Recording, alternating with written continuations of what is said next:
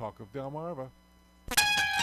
This traffic report is covered by Complete Tree Care. The leaves are falling. It's time to start calling Complete Tree Care. 302-947-2273. That's 302-947-2273 for fall cleanup. Today is the Sea-Witch Parade in Rehoboth Beach, and drivers will be faced with travel and parking restrictions for much of the day.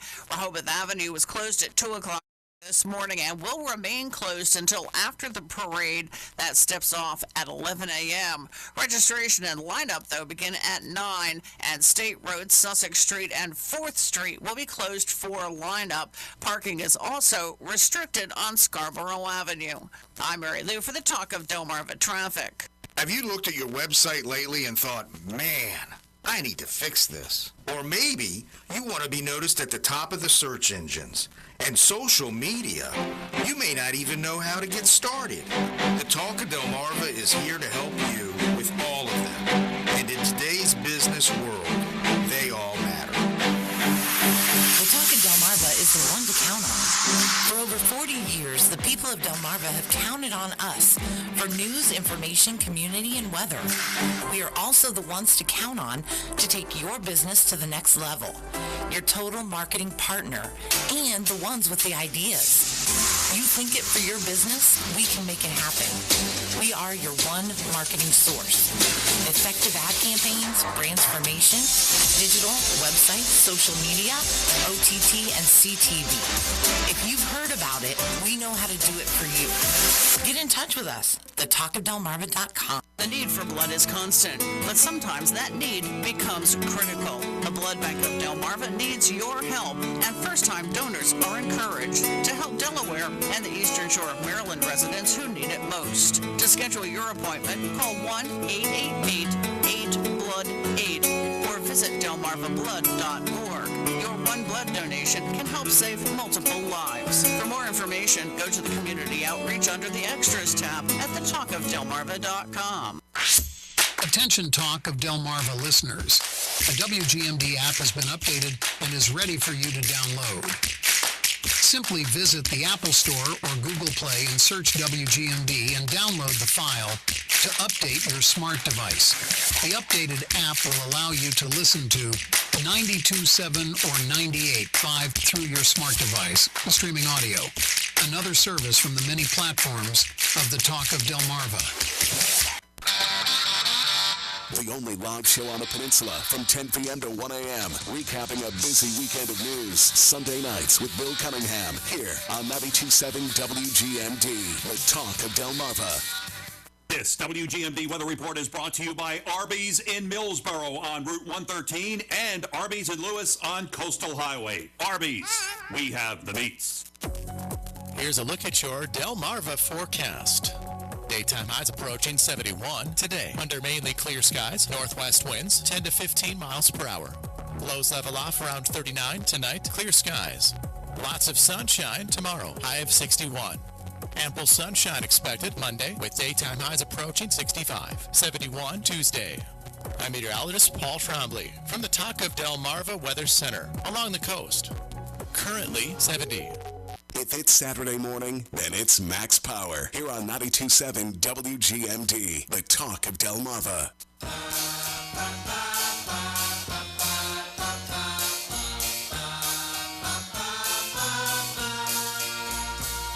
I'm sleeping and right in the middle of a good dream, and all at once I wake up from something that keeps knocking at my brain. Before I go insane, I hold my pillow to my head and spring up in my bed, screaming out the words I dread. I think I love you. This morning. Good morning, Delmarva, and I think I love you too. Sorry, I'm getting a little wacky here. Lack of sleep is getting me. I'm gonna go. Got two calls. One's a double dipper, so they're gonna have to wait. And I'm gonna go to Wendy first. Come on. Hey, Wendy, how are you? Good morning, Max. You weren't trying to say that you love me, huh? I love everybody that listens to my show. Well, and you're fantastic, too. Thank you very much. I just wanted to give you a very brief report of my early voting. I went in Friday between my morning and afternoon shifts. I got there about noon. the entire parking lot was full. They were starting to use the grass area next to the parking lot. This is in Allendale, Okay. which is an easy shot for me from Milton. Yep. Anyway, I got there about noon, and there was already a hefty line, but the entire process from getting in the line through getting, registered, et cetera, get my card, going through probably I saw 6 to 8, at least 6 to 8 booths. Went in there, got my voting done, a little sticker, and out the door. It was probably less than 45 minutes, so the line was moving quickly, very well staffed, and it was just exactly like voting, and doing the, traditional voting day. But I'll tell you, it was a whole lot more quick and convenient than it was the last time that I had voted, which is, waiting a couple hours in line. Absolutely. So I highly encourage people to take advantage of that, vote often and vote early, and do your civic duty, best I can say. All right. I appreciate the call. Thank you very much. Thank you. All right. Have a good one. All right, Bob. What do you want? Max, I'm sorry. Sometimes I'm just head, giving you a hard time. I'm just giving you a hard time. Just go ahead. The reason I called earlier was there's a lady that called you. She wanted to know where to drop clothes off. I too want to know that because I have 2 huge bags. I was down in Jersey for the last 5 days from my daughter. Beautiful clothes. Let me tell you, she don't buy junk, and she doesn't wear it out. These are beautiful clothes and shoes that she wants me to send down to Carolina. She don't want me to give them to any thrift shop. She don't want them sold. She wants them to have them. Now, I looked it up. Lefties, the bowling alley, they were collecting clothes, but we called them earlier, and the guy that was doing it wasn't in yet. So we're going to call them back. But I, too, would love to know where I could bring them. These are, Max, I could hardly lift them. My wife sent me an email that we're like elderly. We repeat ourselves.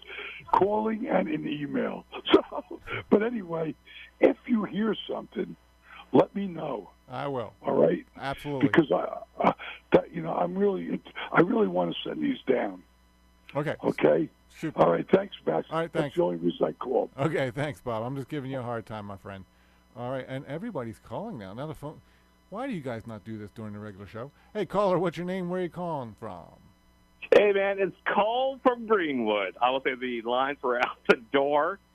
I had one simple question for you. What? Go ahead.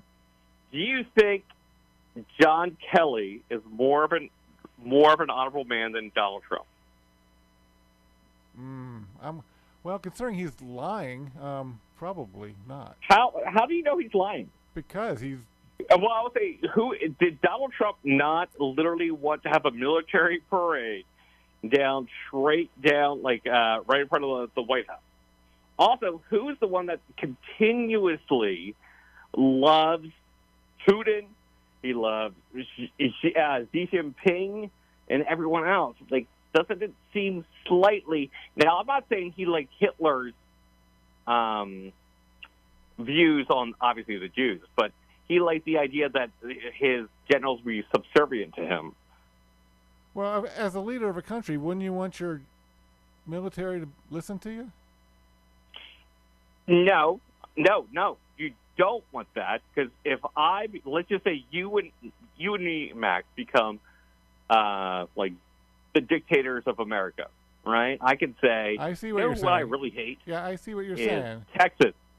Go ahead, Texas. You know what I'm saying? I can literally just say I hate all the Californians. I hate all the Canadians, because you do not want someone who is. I see what you're saying. You don't want somebody who pledged allegiance to you. You wanted to pledge allegiance to the Constitution. Yeah, you want them to listen to the president, but have a moral compass to refuse what he says when they know it's wrong.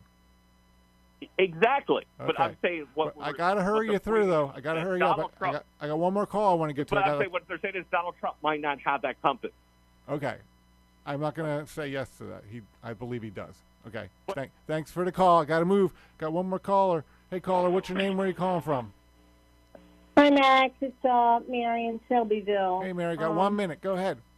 I just want to say, check out Treasure Beach in Selbyville, the campground. They've had 3 trucks, and they were talking about another truck, 4 trucks. Treasure Beach. All right. Treasure Beach Island in Selbyville campground. All right. I appreciate it. Thank you very much. You take care. Bye-bye. All right. Did you hear that, Bob? Treasure Beach in Selbyville. All right. I am just about out of time. I'm sorry I had to rush you off the phone, dude. I want to make sure I got everybody's call in. And I see what you're saying, but I still think Trump's the better option than Kamala by a long way, because Kamala's not even going to be the president. She's just going to sit there and be a figurehead just like Joe Biden did. And we're going to let the WEF just control the country. Soros and Klaus Schwab and Alex Soros, all of them. So anyway, I'm out of time, folks. Unfortunately, I can't take any more calls. Stick around. We got Julianne Murray. Is she here yet? I think I don't know. I don't see her in her little box. She should be zooming in any moment here if she's not. Julie will be on Tipping the Scales of Justice in roughly about 7 minutes. So if you have any law questions, give her a call, even a political question if you need to. You can pick that up with her. She's a lot more knowledgeable about the politics than me. so there you go. That'll be a little refresher for you. Thank you for listening. I'll see you all next week. Hopefully I catch a little sleep this week and not be so zoned out this week. All right.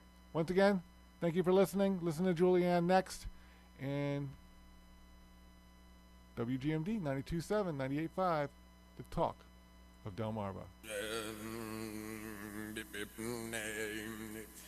Bombadita, bombadita, bombadita, bombadita, bombadita, bombadita, bombadita, bombadita, until we meet again. Happy trails to you. Bombadita, bombadita, keep smiling until then. Who cares about the clouds when we're together? Just sing a song and think about sunny weather.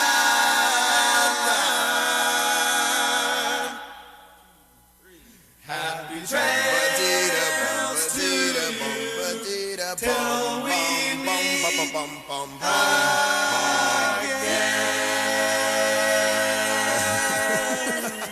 The talk of Delmarva is 92.7 WGMD Rehoboth Beach and 98.5 WUSX Seaford.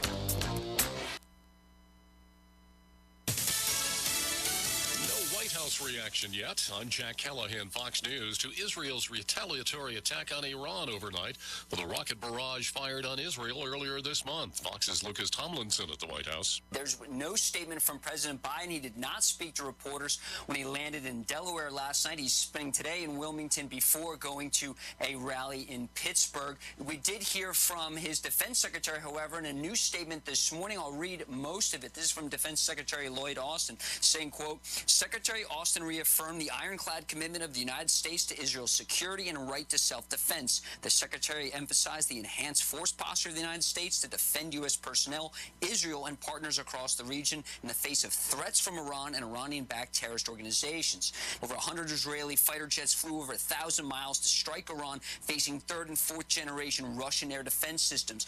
It was Israel's largest ever attack on Iran. Tehran downplaying it, saying there was limited damage done.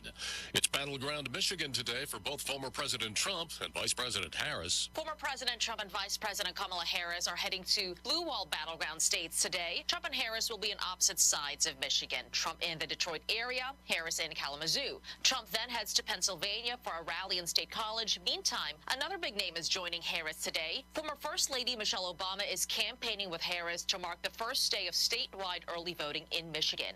This comes after her star-studded evening at Shell Energy Stadium in Houston. Some of the celebrities that joined her included Jessica Alba, Willie Nelson, Kelly Rowland, and Beyonce. Fox's Madeline Rivera. Former President Trump interviewed for nearly 3 hours on the Joe Rogan podcast about the assassination attempts, Robert F. Kennedy Jr., Elon Musk, and North Korea. Vice President Harris passed on doing an interview with Joe Rogan.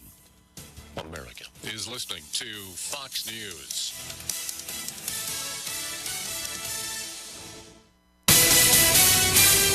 Another update when you're Sports, 92.7 and 98.5 WGMD, the talk of Delmarva. Drought conditions have had a major impact on the corn and soybean crops in Delaware. I'm Mary Lou in the newsroom for the Talk of Delmarva. Yields are running well below normal. Delaware Secretary of Agriculture Michael Skews tells the Talk of Delmarva producers are trying to get their winter crops of wheat and barley planted. They're planting those crops basically in powder. The crops that I've seen planted so far are coming up spotty as best if they're on dry land and not where it's irrigated. So it can be a double whammy for the producers if we don't get rain to get that crop germinated so that they can have a crop to harvest next June. He says that most irrigated corn yields are running 20 to 30 bushels below where they should with recent dry conditions and heat waves over the summer. Governor Carney has put a drought watch into effect, and extended weather forecasts show little rain over the next few weeks. Voters found long lines when they went to early vote Friday morning in Delaware. Early voting will continue today with locations opening at 11 a.m. until 7 tonight. Early voting also is underway in Maryland, where there is in most cases just one voting location per county on the shore. However, there are two in Wycomico County, both in Salisbury. Early voting in Maryland is from 7 a.m. till 8 p.m. Last week, the Delaware Office of the Marijuana Commissioner held a public license lottery to determine the selection of applicants across several categories from cultivation to retail and testing. Notifications of those selected applicants should be made next week. And a Salisbury man has been convicted of first-degree murder in Wycomico County. Court records show that after a brief fight with the victim in July of 2023, 26-year-old Antonio Oliver waited for the victim to return, then shot him 6 times. U.S. Marshals found Oliver in Philadelphia. He was extradited back to Maryland. Sentencing has been postponed for a pre-sentence investigation to be conducted. WGMD AccuWeather. It'll be windy today with times of clouds and sun, but those gusty winds and low humidity and dry brush will result with a high fire threat. Mostly clear skies into the overnight with a low of 39 to 50. Sunday will be sunny with a high 58 to 62. And for Monday, plenty of sunshine, the high 61 to 66. I'm Mary Lou for 92.7 and 98.5, the Talk of Delmarva. Come on, value meals aren't a competition. Sure, Arby's $7 double meats meal comes with a double roast beef or double beef and cheddar sandwich, medium fries, and a medium drink. But other restaurants' cute little value meals probably have redeemable qualities, like taking up less space in your body. Fill that space with Arby's $7 double meats meal. Arby's, we have the meats. At participating Arby's for a limited time. My name is Corporal Bradley Joseph Seitz. Jerry Reed. Kate Weber. These are real veterans facing a real challenge. I have PTSD. And I have PTSD. I have PTSD. Post-traumatic stress disorder can happen to anyone. I was still in a war zone in my mind. But treatment can turn your life around. Treatment has really saved my life. To learn about PTSD and how treatment can help you, call your local VA medical center or visit ptsd.va.gov.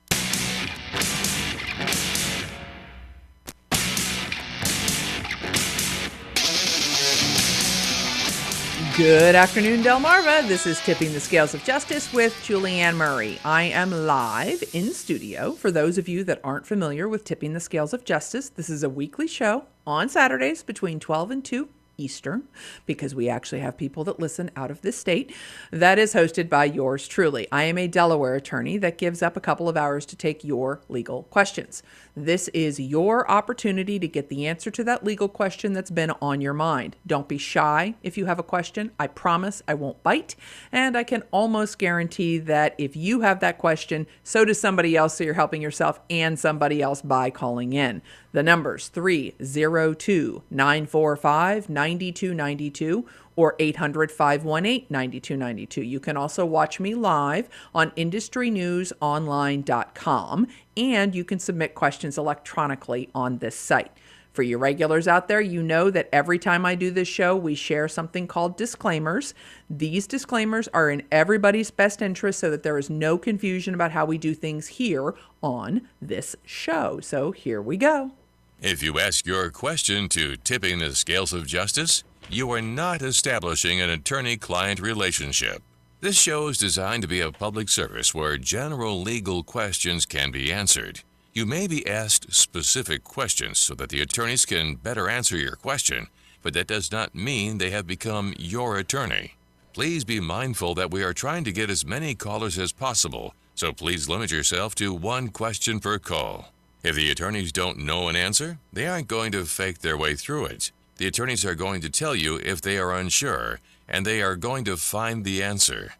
As professionals, they have reference materials available, but might have to find the answers off air and then provide the information later in the show. If you hear us say that we should talk off the air, take the hint that there is something either too specific or too juicy to tie up the airwaves.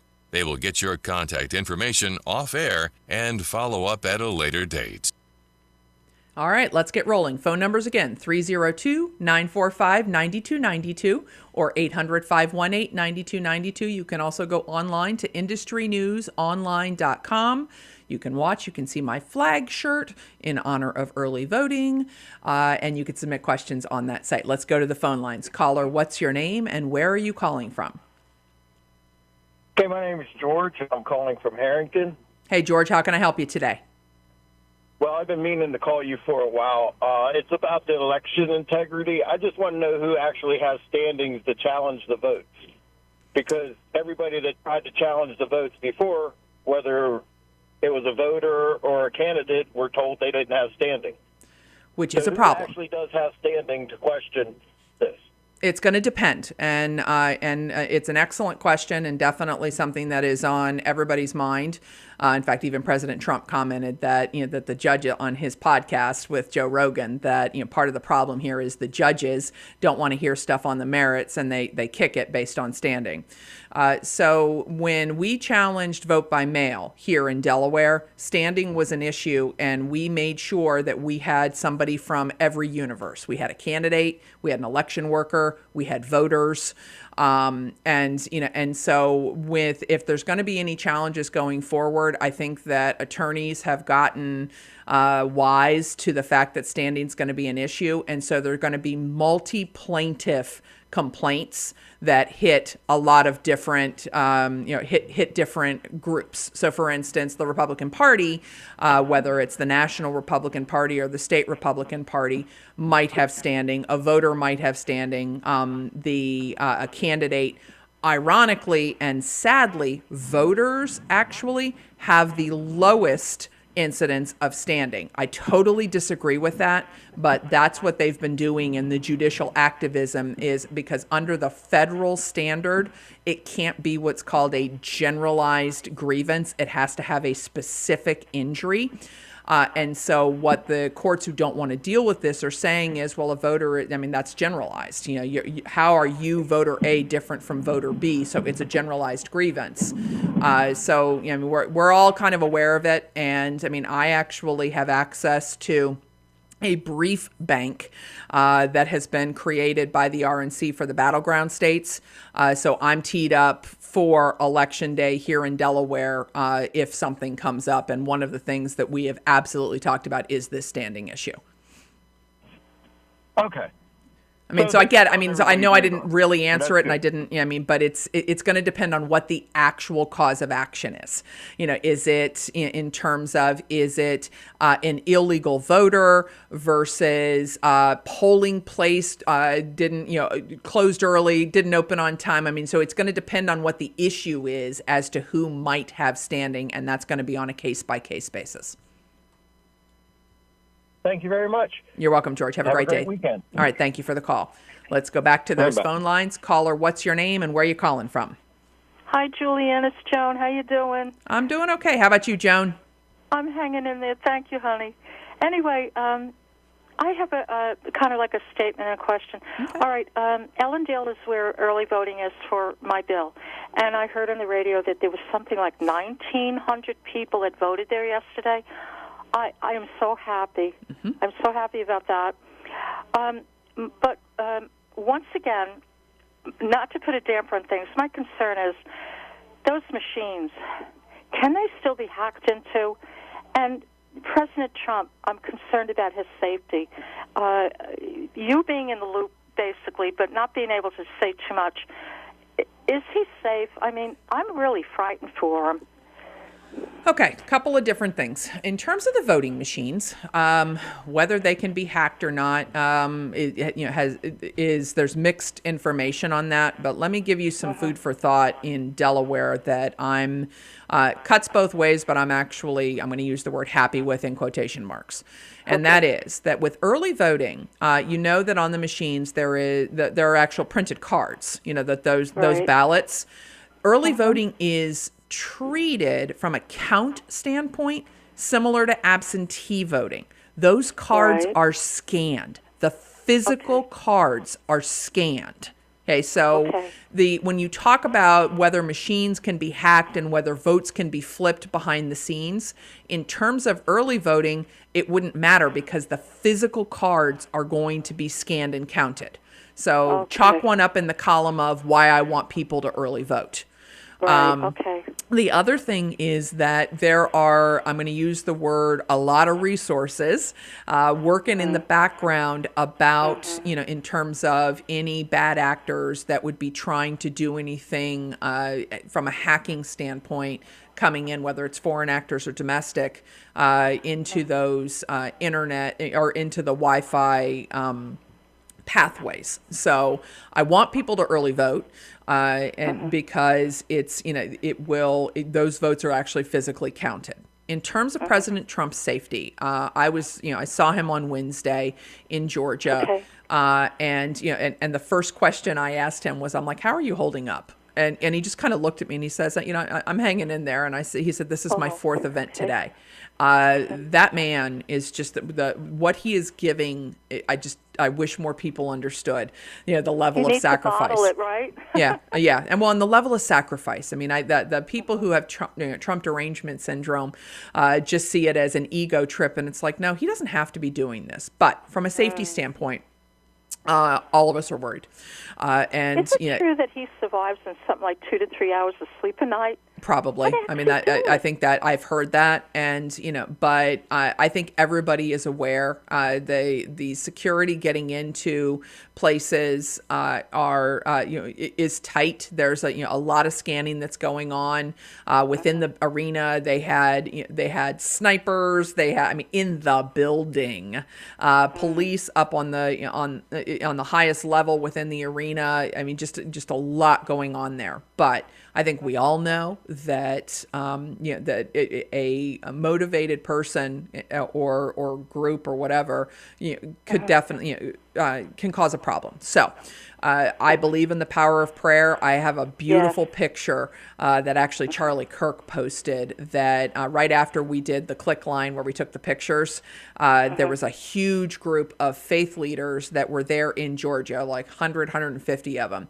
And there's this picture of President Trump sitting in a chair with them all basically putting their hands on him or each other and praying over him. That is, it gives me goosebumps even thinking about it. So we're just, God has already had his hand in protecting President Trump, and we're just gonna continue to pray that his shield is mighty, and that President Trump is divinely protected.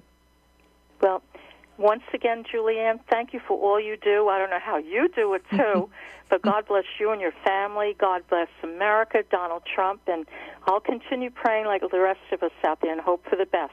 All right, thanks, Joan, and very much appreciate the call. You're welcome. I know I have another couple callers. Hang on, I got to step away for a second. You are listening to 92.7 and 98.5, and that is the talk of Delmarva.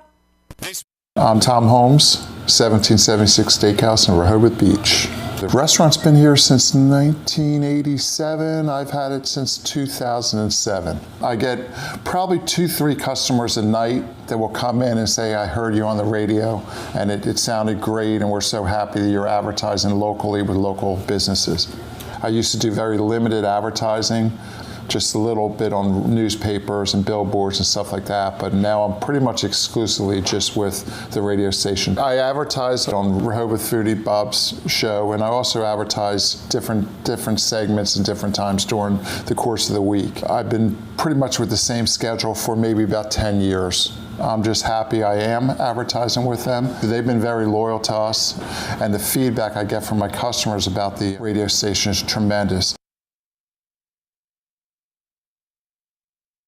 I'm Keith Pettit, Assistant Manager here at Southern States Milford Cooperative in Milford, Delaware. My experience with WGMD radio station, Talk of Delmarva, has been outstanding. We do our once monthly radio show here in our showroom, and we instantly see results of people coming in that day and the following day and the weeks after saying, I heard about this on WGMD, the Talk of Delmarva. And not just at a close local level within a few miles, but it brings customers in from a fair distance to come and check out the products that we've talked about through the radio station advertising. But in my estimation, WGMD is the best talk radio station on Delmarva. People are in tune to hanging on every word that that station says, and that transfers to the advertisers. The people that listen to WGMD listen to our advertisements word for word, and they know what they're looking for when they come in here as a result. I just think they're phenomenal. They do a great job.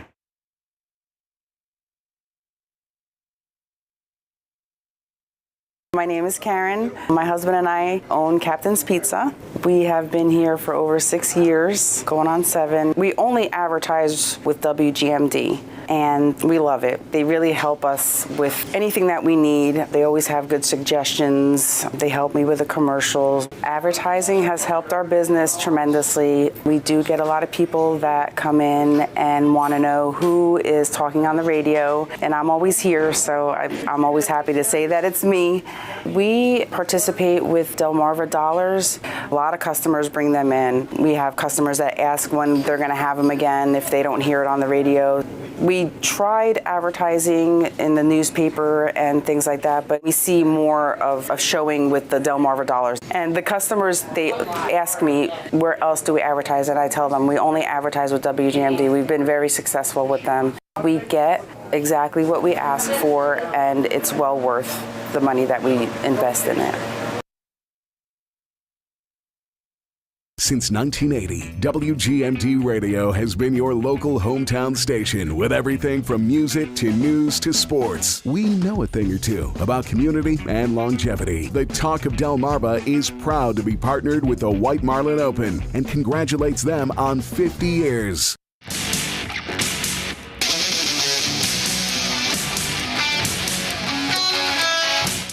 Welcome back to Tipping the Scales of Justice. Julianne Murray live in studio. Phone numbers 302-945-9292 or 800-518-9292.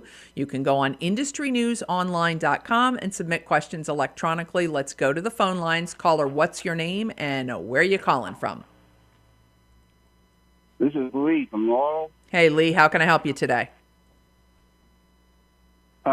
Last year, December, my wife made reservations with one of the cheaper airlines out of Wilmington for us and my daughter-in-law and my grandson to go to Orlando. She became hospitalized in January and passed away before we could go. Mm. Now, she paid everything up front and in advance, and I've called twice, and they tell me that I can't transfer these tickets, although I've got somebody that could use them because of federal regulations. Nobody else can use them. And they don't refund the money. They hold the reservation for 1 year, which will be March 2025. But we're not going to use them. We're not going without my wife. So, I mean, is that legal? Can they just, that's it? I can't get the money back, and I can't sell them to my neighbor that goes to Orlando twice a year. Okay. Well, first of all, really sorry to hear about your wife. It's and I can imagine it's a huge loss. It depends on the tickets. So the In the small print, when the tickets are booked, a lot of times there will be print that says non-refundable, non-transferable, and unfortunately, whether it's federal law or not, and I do not know whether that's federal law, the fact that, and a lot of times, unfortunately, on these cheaper airlines, they have that non-refundable, non-transferable.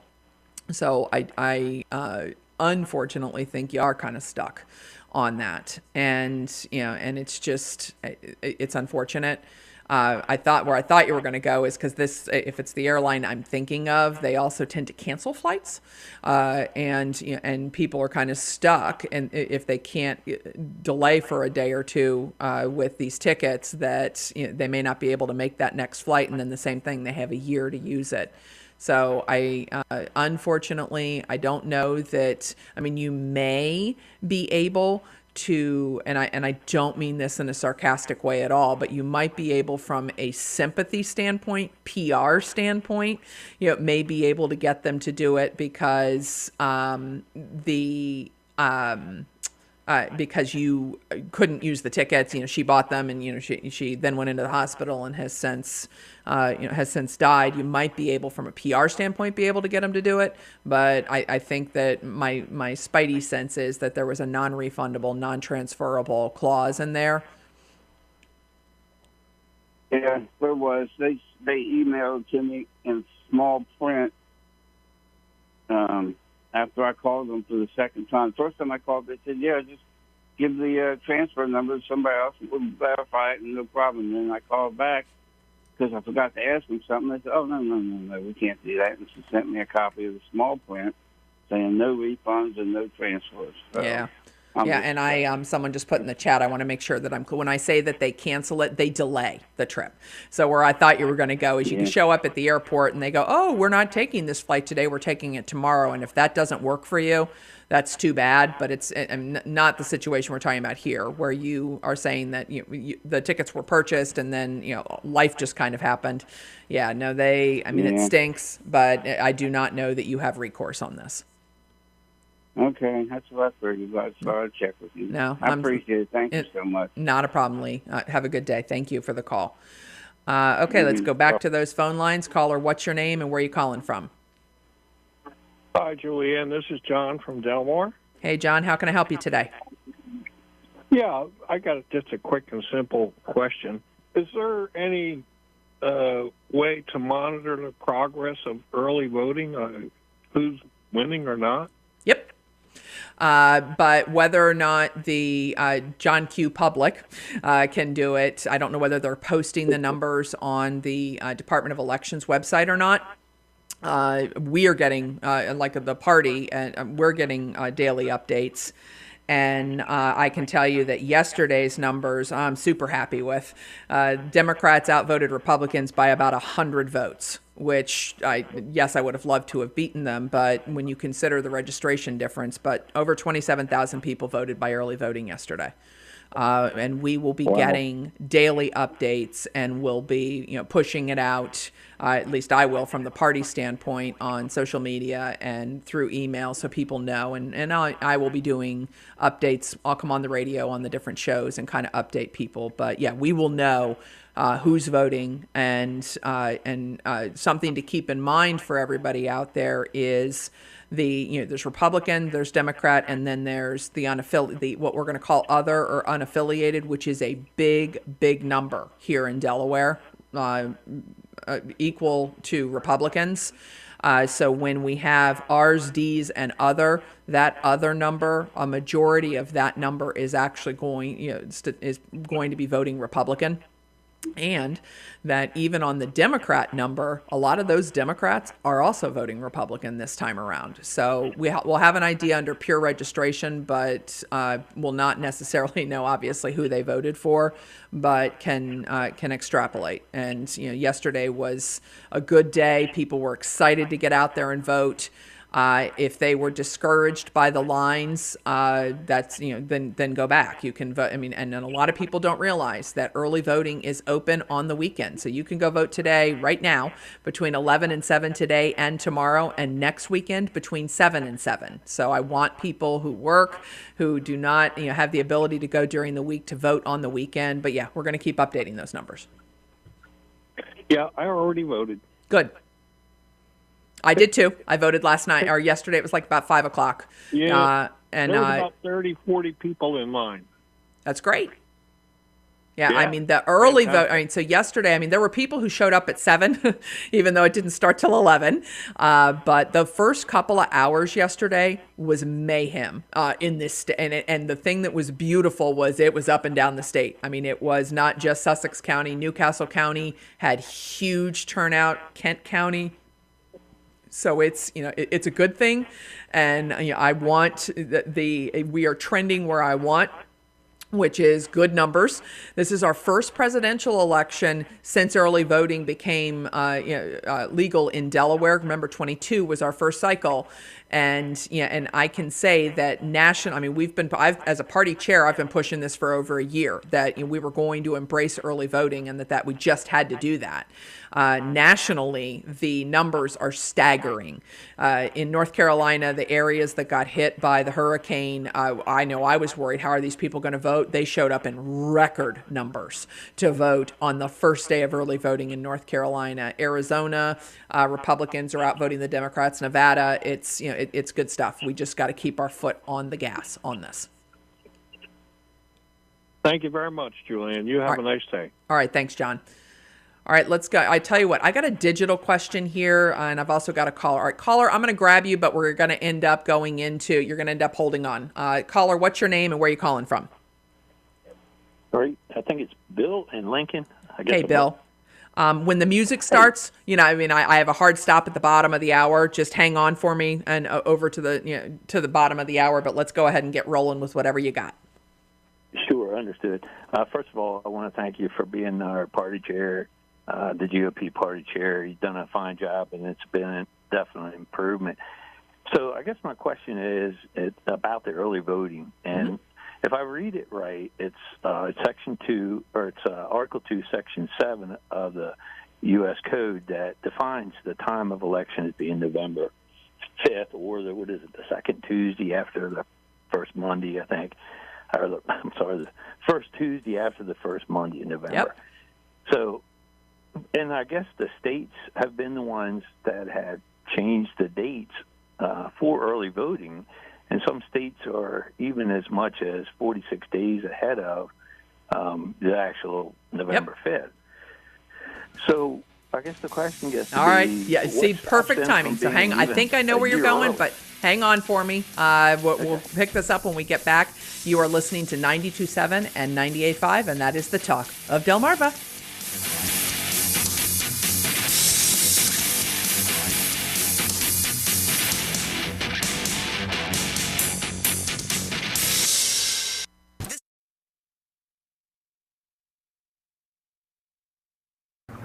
Hi, I'm Mary Beth Hutton from Rehoboth Beach Running Company.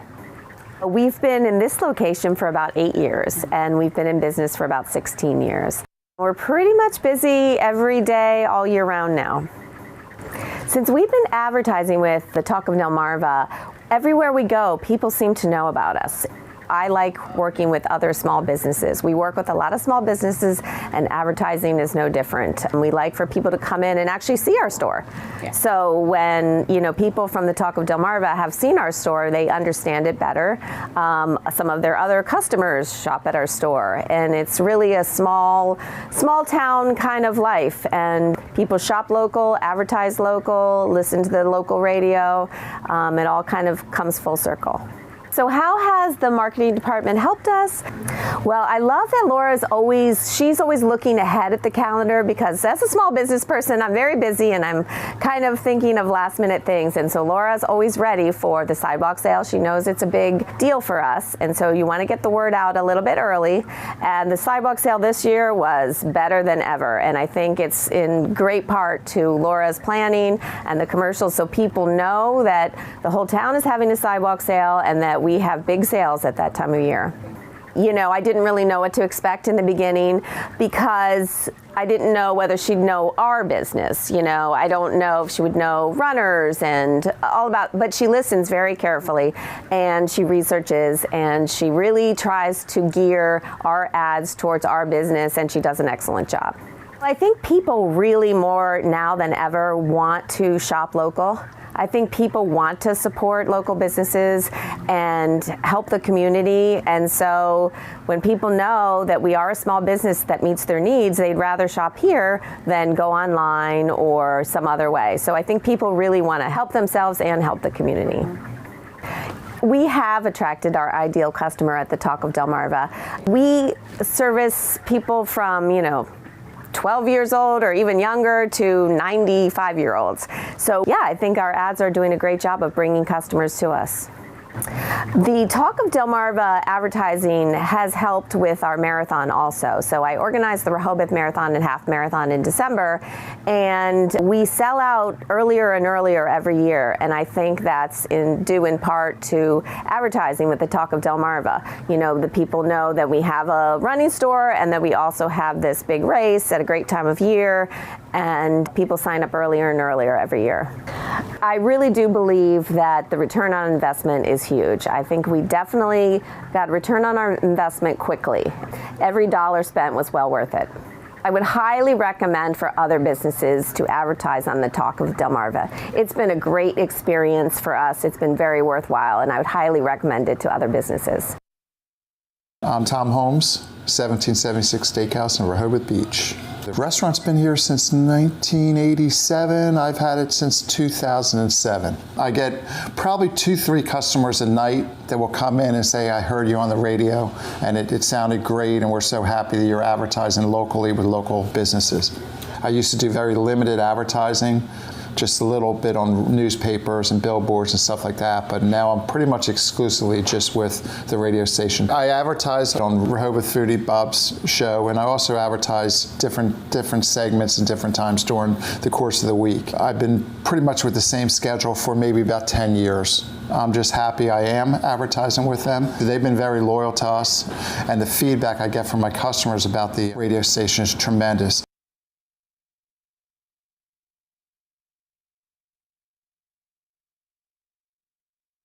Change our world. You can find us on Facebook, Twitter, or at southernsussexrotary.org.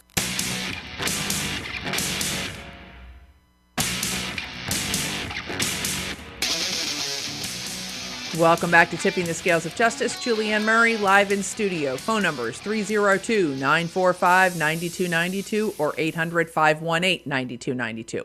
You can go on to IndustryNewsOnline.com and submit questions electronically. Bill, are you still there? I'm still here. All right, so go with the question. Where we ended, I guess, we were talking about early voting in some states being early voting up to 46 days ahead of election, and I can sort of see states getting into this, one-upsmanship, and I'm going to get mine earlier than yours. And where does that stop? I guess we're at a point where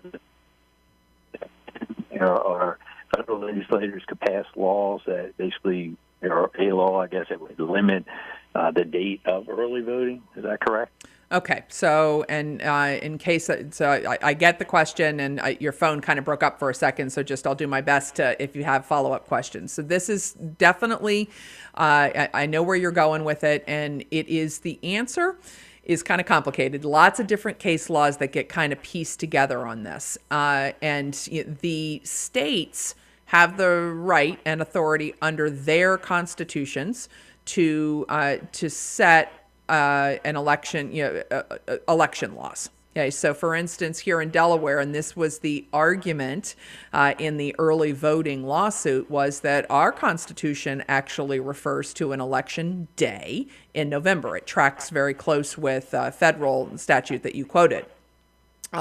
Congress has under Article 2, Section 1, Clause 4, says that Congress may determine the time of the electors and the day on which they shall have their vote.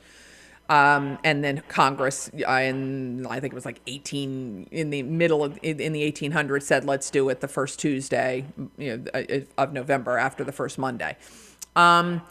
So I think that what has happened is from a challenge standpoint, I mean, I think legally there could be a challenge that the states can set their state laws, but that could only be directed to state candidates, not federal candidates, because the federal constitution talks about the November.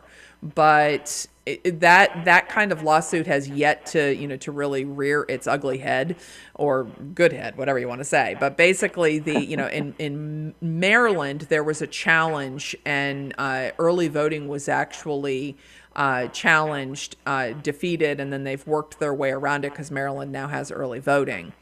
But I think that there is it's going to be interesting to see, okay, whether there's going to be a move to one election day.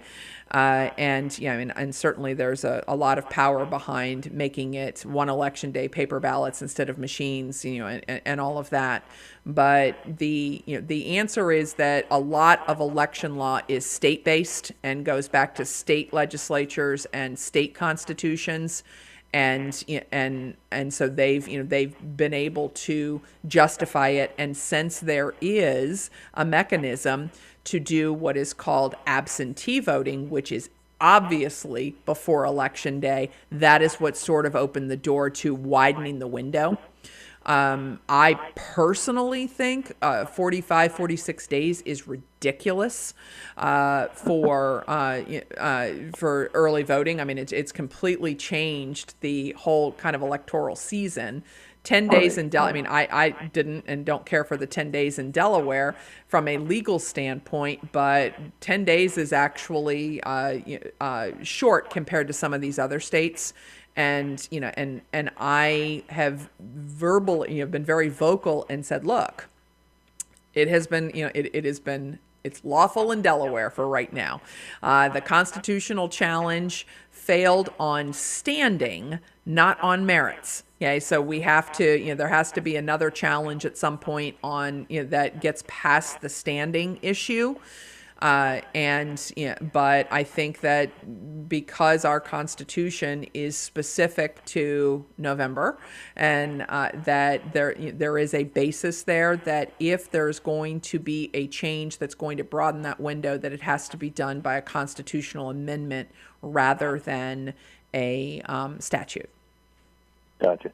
Yeah, I'm thinking with 46 days, there are those that have voted and passed, and it seems different than an absentee ballot in that you almost are giving power of attorney over to the election official to cast your vote for you on November 5th when you're absent. And I get that, but it seems like the early voting doesn't vet those voters in that manner, and it doesn't account for those that may have passed. I mean, you look at it all across the United States, it could be quite a bit. Now, maybe not state enough to affect an election, but every vote counts, right? So if they're not, viable or alive or able, if they wouldn't have been able to vote November 5th, then should that vote count? I don't know. No, I get exactly what you're saying, and the litigation related to all of this is going to continue. Yeah, and whether or not it swings an election or not certainly in 2020 some of the challenges that came, and then in 22, and I think that we're going to see stuff in 24. It's neither side is going down quietly. And that's what bothers me because, when it's open to interpretation and, you have another lawsuit and people start losing their trust in, in election integrity. I mean, basically that's what I see. And, yep. I would like to see us really shore things up and make it so that it doesn't open it for a challenge. That'd be great. Yeah, no, I hear you. I very much appreciate the call. Thank you again for what you do, Julianne. Carry on. Thank you. All right, thanks, Bill. I appreciate it. Have a great day. All right, let's go to those phone lines. You've been super patient. Caller, what's your name and where are you calling from? Hi, is it me? Yeah, it is you. Oh, very well. This is Ann. I'm calling from Georgetown. Like everybody else, we really appreciate your show and your advice. But I did want to tell you, I went and voted at the Board of Elections over in Georgetown yesterday, and there was a significant line there, but they had us in and out of there in less than 45 minutes. Great. Which is much better than when we voted in 2020, where we waited 6 hours to vote. Oh, my goodness.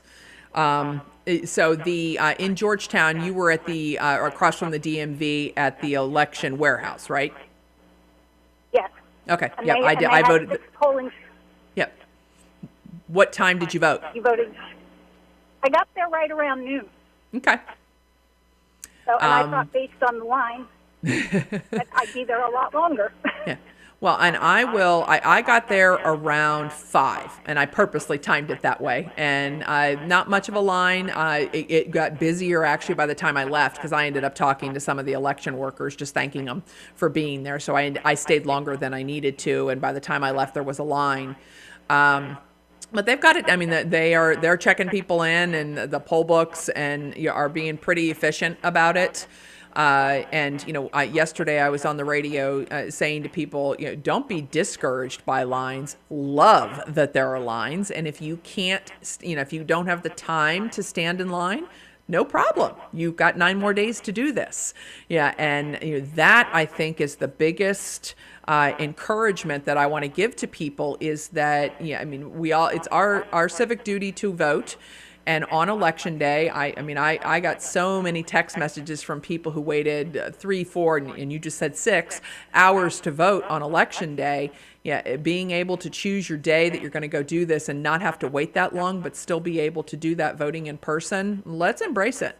And so I'm glad that you went to vote the first day. I did too, so that I could then do a little video to tell everybody I did it. And I need you, to now that you voted, I need you to share your experience with people in your sphere and encourage them to go do it. 11 to 7 through October 29th, and then 7 to 7 October 30th through November 3rd. So your job now, Ann, is to say to your sphere, hey, we voted, lines weren't so bad, you got to go do it, and don't wait until November 5th, because things can just happen. I mean, so for instance, I saw something that there's a hurricane that may hit Florida on election day. Okay, so there's the poster child of why people need to go vote early, and we just don't know. Yeah. Life happens, so go vote early. Yeah, and I really appreciate that we have this as an option now, because I did not get to vote in 2016 because life happened and I was in California on election day. Understood. So. Yep, understood. This is a lovely option, and you're right. Everybody do it. It's very painless and very necessary. Well, and I will tell you, it's grown on me. I was not a fan. Very purist. We vote on election day. That's what we do. But and part of it is now being a party chair and just seeing things in a different light and understanding that I need those, we need those votes. And so if it does make it more convenient, because of lines and life and all of that, then go do it. And so it is. I do think that with what we're seeing nationally, that because we were later to the game. We Delaware. There was early voting back in 2020 for sure, just not here in Delaware. But more states have brought it online, and I think that now there's a bit of a surprise with the turnout numbers that are happening in what would be considered blue states. The R's are showing up, and we've got to keep our foot on the gas. We are not going to assume anything. We're not going to take anything for granted. 22 people took it for granted that there was going to be this, red tidal wave or whatever you want to call it, and we're not going to, we're not doing that. Everybody has to show up and vote, and we have to encourage our friends to do the exact same thing. Well, again, thank you for everything, and I appreciate everything you share with us, because I learn something every week. So God bless, Godspeed, and thank you. Thank you, Anna. Very much appreciate that. Have a great day. I know I've got another caller. Hang on for me. We got to step away for a second. You are listening to 92.7 and 98.5, and that is the Talk of Delmarva. I'm Tom Holmes, 1776 Steakhouse in Rehoboth Beach. The restaurant's been here since 1987. I've had it since 2007. I get probably 2-3 customers a night that will come in and say, I heard you on the radio and it sounded great and we're so happy that you're advertising locally with local businesses. I used to do very limited advertising, just a little bit on newspapers and billboards and stuff like that, but now I'm pretty much exclusively just with the radio station. I advertise on Rehoboth Foodie Bob's show, and I also advertise different segments and different times during the course of the week. I've been pretty much with the same schedule for maybe about 10 years. I'm just happy I am advertising with them. They've been very loyal to us, and the feedback I get from my customers about the radio station is tremendous. I'm Keith Pettit, an assistant manager here at Southern States Milford Cooperative in Milford, Delaware. My experience with WGMD radio station, Talk of Delmarva, has been outstanding. We do our once monthly radio show here in our showroom, and we instantly see results of people coming in that day and the following day and the weeks after saying, I heard about this on WGMD, the Talk of Delmarva. And not just at a close local level within a few miles, but it brings customers in from a fair distance to come and check out the products that we've talked about through the radio station advertising. But in my estimation, WGMD is the best talk radio station on Delmarva. People are in tune to hanging on every word that that station says, and that transfers to the advertisers. The people that listen to WGMD listen to our advertisements word for word, and they know what they're looking for when they come in here as a result. I just think they're phenomenal. They do a great job.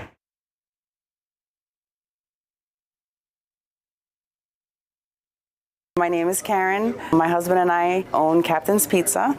We have been here for over 6 years, going on 7. We only advertise with WGMD, and we love it. They really help us with anything that we need. They always have good suggestions. They help me with the commercials. Advertising has helped our business tremendously. We do get a lot of people that come in and want to know who is talking on the radio, and I'm always here, so I'm always happy to say that it's me.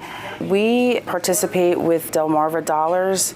A lot of customers bring them in. We have customers that ask when they're going to have them again if they don't hear it on the radio. We tried advertising in the newspaper and things like that, but we see more of showing with the Delmarva Dollars. And the customers, they ask me, where else do we advertise? And I tell them, we only advertise with WGMD. We've been very successful with them. We get exactly what we ask for. Citizen of U.S. to vote, and where that might go across the rest of the country. It's getting appealed. And, you know, in terms of what we're talking about is a decision that came out, I think it was yesterday, it may have been late the day before, that 1,500 non-citizens are quote-unquote being added back in to voter rolls that were removed through the process in Virginia. Glenn Youngkin is not taking this. He, took right to social media and and any news source saying, "Let me get this straight. We have a judge who basically just said non-citizens can have to be on the voter rolls." They are appealing it. What I don't know, because I have not looked at the decision, is whether or not it is within the dual tracks. Was it filed under Virginia law or federal law or both? If there were, I not knowing but guessing, they would have done both. And so that would give them the option that if they wanted to appeal it through the federal circuits, they could. It is possible to get an expedited hearing at the Court of Appeals in the federal circuit. It does happen. And I have read that they did appeal.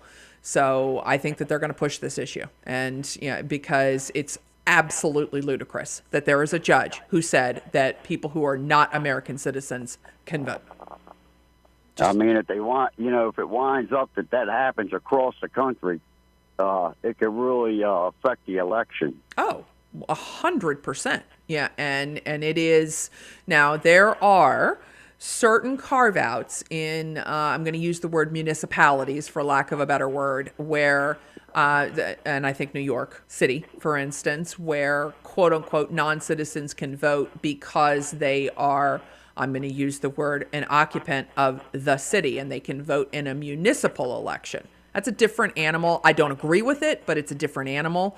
But from a federal constitutional level, American citizens vote in federal elections. And you know, it is, to me, and I again, lots going on right now, so I have not had a chance to read the fine print on how the judge came to this holding. But on its face, I'm just shaking my head. I cannot believe that there could be a legal justification for this. Look, I like your show, man. It's very informative. You're great. I appreciate that very much. Thanks for everything you do. Okay, no, I appreciate that very much, John. And you make sure you go vote. I need people early voting. I will for sure. Yep, go vote. Get her done. You have from 11 until 7 today through the 29th, and 7 to 7 for the 30th through the 3rd. Here in Sussex, if you go to sussex.gop, you can find where your closest early voting location is. So make sure you do it, and take 10 of your friends. Every time I can. There you go. And take 10 of your friends, too. All right. Thanks. Take care, John. Bye. All right. Bye. Let's go back to the phone lines. Caller, what's your name and where are you calling from? Julianne, this is Fred from Georgetown with my wife, Ruth Ann. Hey. Question on, let's take it back to November the 5th, okay? How can you tell how many people are assigned to that polling place, like number-wise, 5,000, 10,000? We're down here on Zor Church Road. On Zor Church is our polling place. Yep. In the last presidential election, I mean, we stood in line for hours, and we was out in a cornfield. Mm-hmm. Unbelievable. It's only a small place. Yep. So with the growth in the area, there could be 10 or 15,000 people going to go to that polling place on November the 5th now. Well, hence the reason we're pushing early voting. So this is, so there's a couple of different things in terms of how many, you can go back, I can go back and look at per polling place what the vote counts were per polling place in the 2020 election. And I did that because, the conversation that voter turnout was low, I knew was completely ludicrous based on the raw numbers of people, particularly when I compared 2020 to 2016. So that is and there has been a lot of growth in that area. They have added and some polling places and have moved. So even in Seaford, Pat and I have voted at the same place forever, and our polling place changed. So I do know that they've added some polling locations, but this right here is why I'm encouraging people to early vote. There are multiple polling places that are open here in Sussex County. You do not need to go to the one that is close, it's not your normal polling place in many cases, and you can go to any of them. So I'm in Seaford. There's a Seaford early voting location. I voted in Georgetown yesterday because I wanted to see what the traffic was there. But this is the first presidential election since our early voting started, and to avoid those lines, I'm absolutely take advantage of the 100 hours of early voting that is teed up, and use it so that you're not waiting in line for 3 hours on election day. Right. We went yesterday over to the Georgetown one by the motor vehicle there. Yep. And you couldn't even get in the place. You couldn't find a parking place, number one. Yep. So we decided, we'll go down to the Legion on Post 28. Yep. Well, that was the worst. You couldn't even get in the place. It looked like they were having a yard sale over there. People sent me pictures, but back home, and we went this morning to vote back over by motor vehicle at the Georgetown warehouse. And it was only about maybe 20 minutes to get in there and get out of there. So we're done. Good. And we voted straight, no votes for Democrats. There we go. Well, and all right, so a couple of things there. So thank you for going back and voting. And I know that, there were great lines all over the place yesterday, and people were excited to vote. We've been waiting. We've been doing this countdown for a long time, and now we're finally in our window where we can vote. So I do not expect that for all 10 days there's going to be lines like there were yesterday. Don't get me wrong. I would love it if there were, because those would be incredible turnout numbers that dramatically change what Election Day looks like. But exactly. Well, for we're those glad out that there, you're doing what you do, because not everybody can do what you do. So thank you very much. You're very welcome. I appreciate the call, and thank you for going to vote. Now I need you to tell your friends, neighbors that they need to go vote. Oh, yeah, we've done all that already. Keep doing it. They every single day. I think I want people to say to somebody, hey, have you early voted yet? If not, you can do it between 11 and 7 till October 29th, and between 7 and 7 from October 30th until November 3rd. I want everybody to understand that they have that opportunity. Yeah, I'm just texting everybody in my call list. So good. There's a lot. Perfect. Perfect. Okay. Thanks so much, Fred. I appreciate the call. All right. Bye. All right, cool. All right, let's go back to those phone lines. Caller, what's your name and where are you calling from? Good morning, beautiful lady patriot. This is a trucking curmudgeon. I'm in Bonanza, Oregon. Ah, Oregon. How are things in Oregon? Not a cloud in the sky. It's a wee bit nipply out. You need a jacket. We've had a couple dustings of snow already, but it's very nice. We just unfortunately we're a people's republic here, and with the mail-in voting, and ever since mail-in, no Republican has won. So that might be a clue.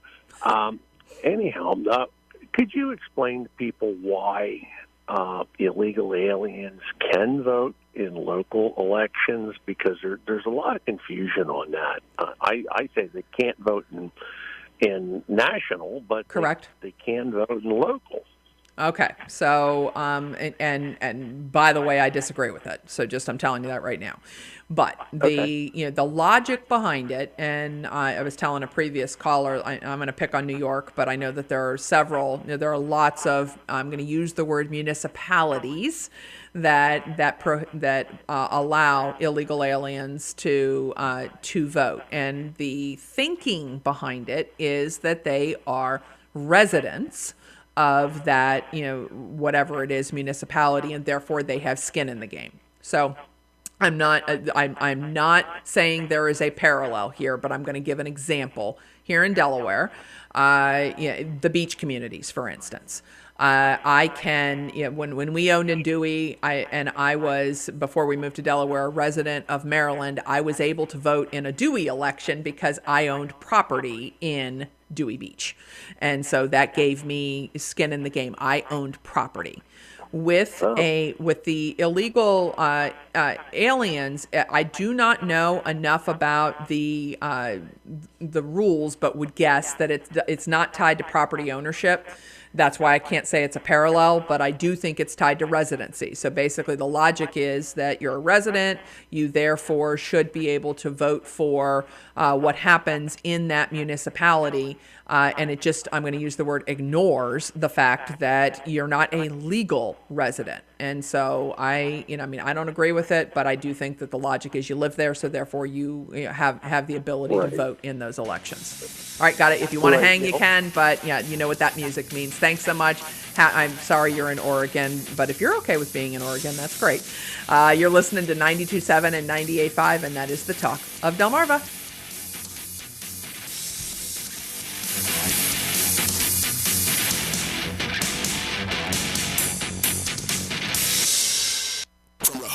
Delaware. This is WGMD Radio, giving you news 24 hours a day, local updates, the talk of Delmarva. WGMD. I'm Paul Stevens. Fox News. Israel saying its attack on Iran has concluded for now. Fox's Greg Palcott in Haifa, Israel. Israel has wrapped up its retaliation against Iran. Between 2:30 and 6 in the morning Israeli time, and we were up for it, some 100 Israeli fighter jets took the 1,000-mile trip over to Iran and conducted what Israel says were precisely calibrated strikes on Iranian military targets. The first wave aimed at taking out defenses, including sea Syria and Iraq, and then hitting 20 long-range missile production and preparation sites around Tehran and 2 other western Iranian regions. No nuke or oil facilities were hit, as requested by the Biden administration. It was, in fact, a very specific retaliation. And the attack was Israel's largest on Iran in history. Former President Trump and Vice President Kamala Harris continuing to campaign in a razor-tight race. The latest New York Times Santa College national poll shows former President Trump and Vice President Kamala Harris are tied at 48%. Trump's rally today is in Oakland County, Michigan, one of the state's most populated counties. He's hoping to drive up turnout there. Meantime, another big name, former First Lady Michelle Obama, is campaigning with Harris in Kalamazoo to mark the first day of statewide early voting in Michigan. Yesterday, celebrities including Jessica Alba, Willie Nelson, Kelly Rowland, and Beyonce joined Harris in Houston. Harris focused on abortion. She warned Trump would prohibit abortion nationwide, even though Trump has said he'd veto a national ban. Trump was also in Texas yesterday, where he hit Harris on immigration. Fox's Madeline Rivera, and the former president was also interviewed for nearly 3 hours on the Joe Rogan podcast, touching on several subjects, including assassination attempts, Robert F. Kennedy Jr. and Elon Musk. Vice President Harris passed on an interview with Rogan. America's listening to Fox News.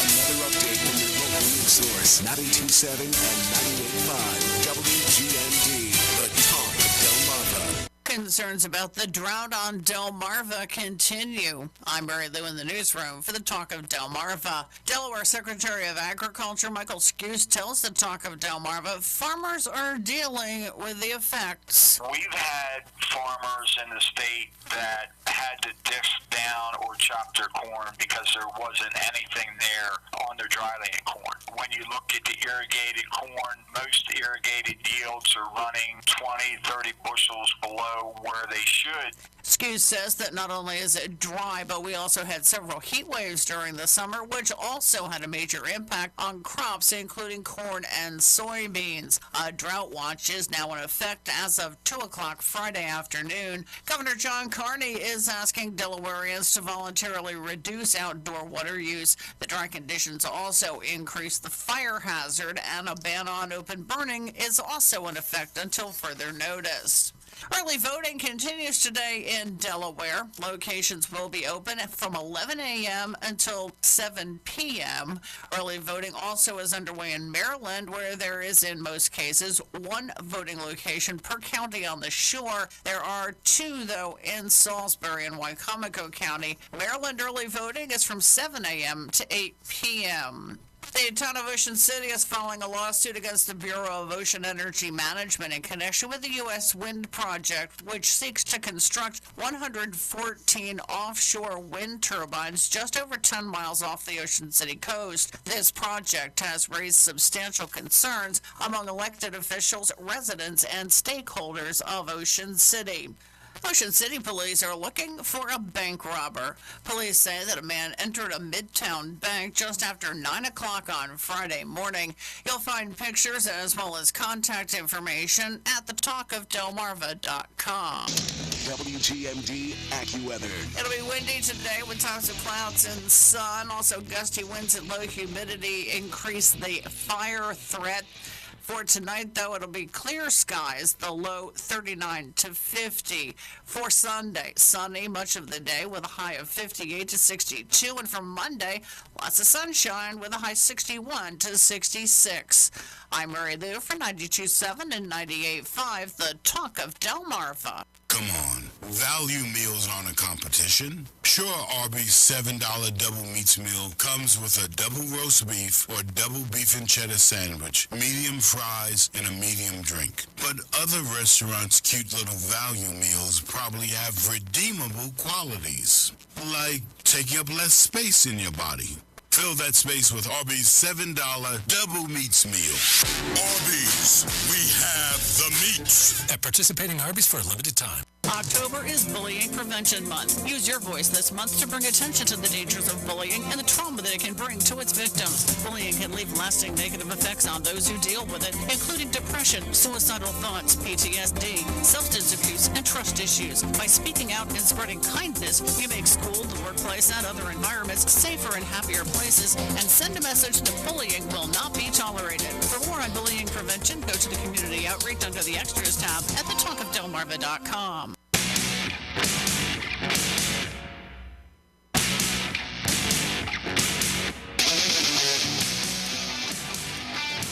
Welcome back to Tipping the Scales of Justice. Julianne Murray live in studio. We are in our second hour. Phone numbers 302-945-9292 or 800-518-9292. You can also go online to industrynewsonline.com and submit questions electronically. So I have one here from Alan in Milford that says, I'm in my 50s with increasing heart issues, and I've got 3 kids who are pushing me to get my affairs in order, just in case. I've got a lot of stuff, tools, knickknacks, pictures, books, antiques. What would be the best and easiest way to divide my belongings and assets between my 3 kids without having to make an itemized list about half a football field in length? Okay, a couple of different things in here. So sorry to hear that you have heart issues, but yeah, I'm going to use the word applaud the push to get things in order just in case, because the fact of the matter is pre-planning does help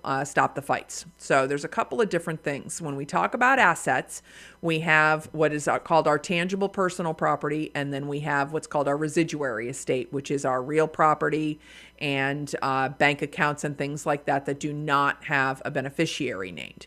With what you're talking about here, tools, knickknacks, pictures, books, that's considered tangible personal property, and Delaware does allow you to create a handwritten list that you sign and date that can distribute your tangible personal property. But to the point that you're saying here, you don't want to have to do an itemized list about half a football field in length. What I do with my clients who do not want to itemize that list, I will tell you, I actually favor the list because you can talk to your children and say, what is it that you want? You can handwrite it that this goes to this kid, and it takes the fight out of it because you have designated where it's supposed to go. But if you just don't want to do that, then what I do in my will is I say, as far as my tangible personal property goes to my children, I want my kids to pick things that are of significance to them and sell the rest of my stuff. And that if they get in a fight over something that they can't resolve without lawyers, it has to be sold. This goes back in time. Early in my career, I had a client whose mother had died. Mother said, my stuff goes to my daughters in equal shares, my tangible stuff. 2 daughters both wanted the ceramic Christmas tree. And it was a battle royale between both of them because they both wanted it. So one way to avoid if you don't want to do the list, is to have specific language that says they can, and you can specify in your will if you want to, that they each, they can do, each get a pick. And they keep rotating those picks until all the tangible stuff is distributed. You can even say in the will they can each do a pick, and it doesn't matter what the value is. A pick is a pick. So if a pick is a car or a knickknack, that doesn't matter. A pick is a pick. You do not have to make it equal. And they just have to work through it. But I highly, highly recommend putting a restriction in place that says if there is something that they come to a legal, if they're going to fight involving lawyers, that nobody gets it. And amazingly, they tend to work it out. So the other thing that I would say is, I know that they're talking about if something happens, and you die, I'm hoping that you have also gotten a healthcare directive in place and a power of attorney. The power of attorney is for legal and financial decisions, and it can, you can limit it to only be in play when you're incapacitated, so you're not giving the keys to the castle too early. But the healthcare directive, you have the option with a healthcare directive to name one or all of your children and to say whether they have to act jointly or whether they can act what's called joint or several, which means that they could act independently. But with something like heart issues, that technology has, I'm going to use the word improved, so that it is not a heart issue is not automatically a impending death. You could have what we're going to call an incident that that can save you. Okay, so making sure that you've got a decision maker designated, whether it's one or all of your children, is important when you've got something like this cooking. If I didn't answer your question completely, Alan, go back, give me more details, but I think I've covered it. All right, let's go to the phone lines. Caller, what's your name and where are you calling from? This is Steve from Fenwick. How can I help you today, Steve? I'm going to piggyback to your previous caller. I have a revocable trust, okay? Mm-hmm. And I'm elderly, and my wife has passed. And I'd like to distribute all of my properties, investments, and savings, okay, to the grandchildren now, okay, and that will leave nothing in the trust. Do I need a lawyer to close out the trust after I've done this? Okay, I want to repeat. I don't think so, but I want to make sure I've got where we're going. You have a revocable trust. Your wife has since passed. Do you, the house that you live in, rented or owned? Owned. Okay, so the trust probably owns or should own the real property. So was that a yes or a no? Yes. Okay, so then the trust is not going to be, the purpose has not run its course yet, because the trust owns that piece of property. In terms of bank accounts, if you want something to go, and you said to the grandchildren, and I think you said now, so you want to do it now versus when you die, correct? Correct. I want to be like your previous caller. I'd rather distribute it now instead of them fighting over the spoils after I'm gone. Okay, well, but the previous digital was talking about tangible stuff, so it's a little bit different. With bank accounts, you have two choices here. If you want to give them money while you are alive, you can do that. The IRS limitation right now is $17,000 a year per person, without triggering any kind of gift implications. So you could right now start at $17,000 a year to the grandkids. There's no tax implications, and you can do that. The other thing you could do is make your grandchildren beneficiaries of those bank accounts, but that would then hold it until after you die, so that the money is still available to you while you're alive, but it is, because you name them as what's called TOD, transfer on death beneficiaries, you can, it doesn't run through the trust, it just goes directly to them, and you can do it that way. But if you're going to do it while you're alive, and you're going to do more than $17,000 a year, if you were going to do that, I would talk to an accountant, because there could be tax implications for doing that. In terms of anything else that the trust owns, for most people, the revocable trust may or may not have a bank account, but in most cases, the real property, the house, is owned by the trust. So it's important to make sure that the trust, and I'm going to make an assumption here that it does, says what happens to that house when you die. It's, in many cases, the direction is the house is sold and it's split between your children, your grandchildren, something like that. If that has to be amended, because you wrote it years ago when your wife was still alive and you wanted everything to go, for instance, to your children, and now you're like, maybe I want some of it to go to my grandchildren, very easy to amend a trust, even if it's from another state. Every revocable trust I've seen has language in it that says I can amend this at any time, and even though your wife has died, normally there's language in there that says you can act as the sole trustee, and therefore you have the ability to, as the trustor and the trustee, to amend it if you wanted to change where the house proceeds went. So if I do this over time, okay, and I deplete everything, okay, in the end, okay, do I have to legally close the trust? No. Okay. You don't. So I can do it, like you say, in steps or whatever. It all depends on your health, basically. Sure. And, and I completely applaud and get giving it to them while you're alive. But I also, don't want you to put yourself in a financial imposition because you've given stuff away while you're alive, when there is a way for you to pass it to them after you die that is not taxed. If you name them as beneficiaries, there's no estate tax, there's no inheritance tax for that. It goes directly to them, but that leaves the ability for you to use your money while you're alive if you need it. Okay, very good. Okay. All right. Sounds great. All right. Thank Thanks, you much. Steve. I appreciate the call. Bye-bye. Thank you. Okay, you are listening to 92.7 and 98.5, and that is the talk of Delmarva. I'm Tom Holmes, 1776 Steakhouse in Rehoboth Beach. The restaurant's been here since 1987. I've had it since 2007. I get probably 2-3 customers a night that will come in and say, I heard you on the radio and it sounded great and we're so happy that you're advertising locally with local businesses.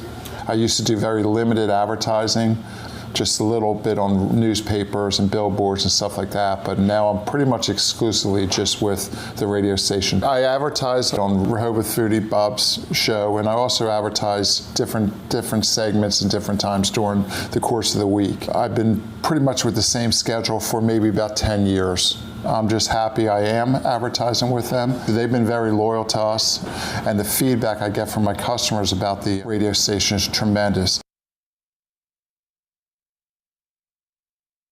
I'm Keith Pettit, an assistant manager here at Southern States Milford Cooperative in Milford, Delaware.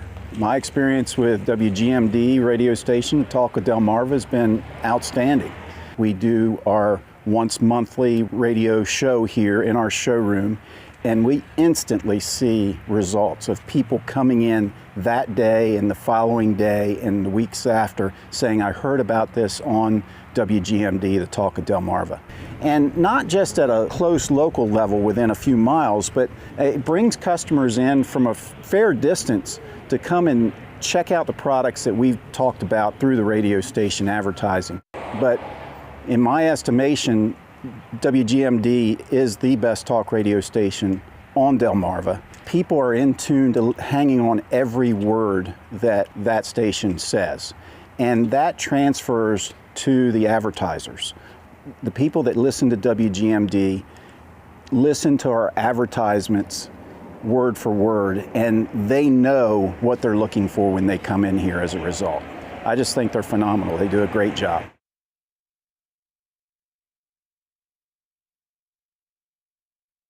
My name is Karen. My husband and I own Captain's Pizza.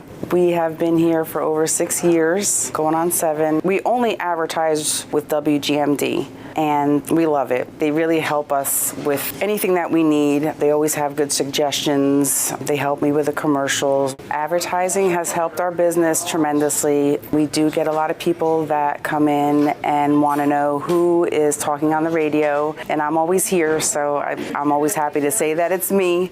We participate with Delmarva Dollars. A lot of customers bring them in. We have customers that ask when they're going to have them again if they don't hear it on the radio. We tried advertising in the newspaper and things like that, but we see more of a showing with the Delmarva Dollars. And the customers, they ask me, where else do we advertise? And I tell them, we only advertise with WGMD. We've been very successful with them. We get exactly what we ask for, and it's well worth the money that we invest in it. Since 1980, WGMD Radio has been your local hometown station with everything from music to news to sports. We know a thing or two about community and longevity. The Talk of Delmarva is proud to be partnered with the White Marlin Open and congratulates them on 50 years.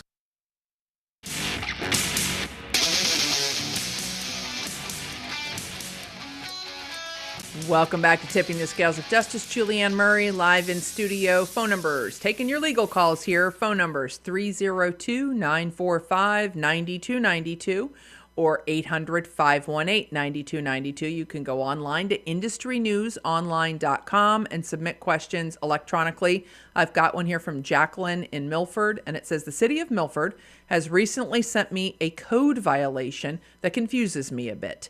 The letter consisted of 2 pages, the notice and the case inspection details. The notice has all of my information plus a violation for having a, quote, inoperative or unlicensed motor vehicle parked on my premises. That doesn't confuse me. The case inspection details page, however, has a different name on it, perhaps my neighbor, a different violation code, and 2 pictures. One picture shows the motor vehicle on my property, and the other picture shows a part of my neighbor's property across the street. Considering there was obviously some paperwork mishap on the city's part, or city's end, is there a way for me to contest the violation, or is there any action I can take? It's a good question. I definitely would call for clarification because what I can't tell from this is inoperative or unlicensed motor vehicle, whether you have one or not. You said it doesn't confuse you, and it shows a picture on your property, but also across the street. If they made a mistake in sending kind of the wrong details, I think that doesn't mean that they don't have the details. So I would contact the city. You've got a number there of what the case number is, and tell them that what they've provided as documentation isn't appropriate. It's not yours. At the most, what that would give you is perhaps an extension on when to pay the violation, because they've not given you, the proper information. I mean, like, you're allowed to be on notice of what the violation is and have the proof of what that violation is. But I don't know that the fact that they've included it perhaps wrong, maybe it got switched. So I can't tell from this whether they have details that are specific to your property, but absolutely worth a phone call and making them get it right before you pay it. And I think that it gives you the ability to, if there's a deadline on it, to get an extension on that deadline. So I hope that takes care of that. Appreciate that very much, Jacqueline. All right, let's go to the phone lines. Caller, what's your name and where are you calling from? Hi, I'm Jill. I live in Georgetown, and I have a question that may no longer apply, but it's regarding the chain of custody for information that goes from the voting site to the Department of Elections. Okay. I was told that they use no official vehicles to take any of that information, that it's just volunteers, I guess, who transport the information. So how do we know that the information that's coming from the machines at any given voting site is the same information that reaches the Department of Elections? It's a good question. So at the voting site, and I do think you're correct that there may be some official vehicles, but they are not transported 100% in official vehicles. True. But the ballots are secured. So when you do a machine vote, there's a box that all of the paper ballots that are generated on the machine are sealed into those boxes. And there is a seal that goes onto the box that is a tamper-evident seal. There is also I'm going to use the word USB stick for lack of a better word, but an electronic readout of the machine that goes into an envelope. It's a courier bag, again, that is secured at the election site. Tamper evident tape. There is a chain there that happens.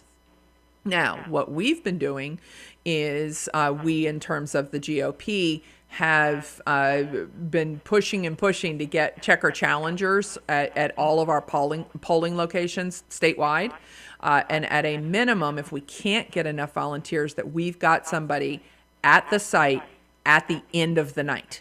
So we want somebody there because the checker challenger is allowed to witness all of this. They're allowed to see the running of the machine tape. They're allowed to see the USB readout, putting into that tamper-evident envelope, the chain that happens there, up to and including handing it off to the whoever the courier is. So I think that the short answer that was not so short to your question is that they know what they're looking for when it gets to the Department of Elections, and there are, even though it's not an official vehicle, there is an official courier envelope that would have tamper evident stuff to keep any changes from happening. Okay, I appreciate that. I hope that every state, even the blue ones, use as much caution and care. Well, and I will tell you that the single biggest threat that I think we have to voter turnout is people thinking that their vote doesn't count and that the fix is in. So, one of the priorities when I took over the Delaware GOP, from 2020, I was in that election. I know that election integrity is a big issue. And I actually personally, back in 2015, got involved in this because I did a case with Lamar Gunn and Betty Lou McKenna. It was a recorder of deeds election in Kent County that came down to 2 votes. And learned quite a bit about kind of what how things are preserved or not preserved, and so there have been some pretty significant changes to the custody of these things and making sure. And I think that 2020 certainly highlighted nationally the importance of that custody. But we certainly, as a party, and I have unaffiliated voters that have also been that are on board with doing this. You do not have to be a registered Republican necessarily, to be a poll watcher or a poll worker. And so we've got people that are engaged and are certainly making it our goal. And I don't know the latest numbers to know if we've gotten every polling place, but we certainly have the big ones, and have somebody watching this so that we can say with confidence that we saw this happen. Well, thank you so much. Thank you for all you do. And you should have been governor. Absolutely. No question. We all know. Apparently it was not my time. And, I appreciate that. I will tell you, the heartbreaker for me was the AG race. The governor one was sort of, it was a short campaign in a very compressed period of time. The AG race, I absolutely wanted to be the AG. And, that one certainly broke my heart. That's for sure. Well, we're sorry about that because that was to our detriment as Delaware citizens. So thank you again for everything that you do. I appreciate that, Jill, very much. Thank you. Okay, Bye-bye. let's go back to the phone lines. Caller, what's your name and where are you calling from? Hey, Jillian. Hey, this is Dan up in Frederica. Got a question for you. I saw in the headline that loitering and solicitation is no longer a crime in Delaware. Did I read that right? Did you see that? I don't know. I guess WBOC, I saw a headline that came up on the little Google feed thing. But Kathy Jennings signed a law or is no longer going to make it a crime to for people to be loitering, and I guess it's primarily based towards homeless people. Okay, well, there's 2 different things. I'll look it up but you got 2 different things going on there. It's no longer a crime is totally different than the Attorney General saying she's not going to prosecute. And so what you just said there was that Kathy Jennings is saying she's not going to prosecute it. That doesn't mean that it's no longer a crime. It just means she's not prosecuting it. Well, that was my question. Yeah, because like I said, it was just I saw it in passing, and I'm like, after I thought about it later. I'll look. My guess is still a crime. I cannot imagine them taking this off the books. What the article you're referring to doesn't surprise me. That was my chief complaint with her in 2022 was that she didn't prosecute. But I'll look it up. You are listening to 92.7 and 98.5, and that is the talk of Delmarva.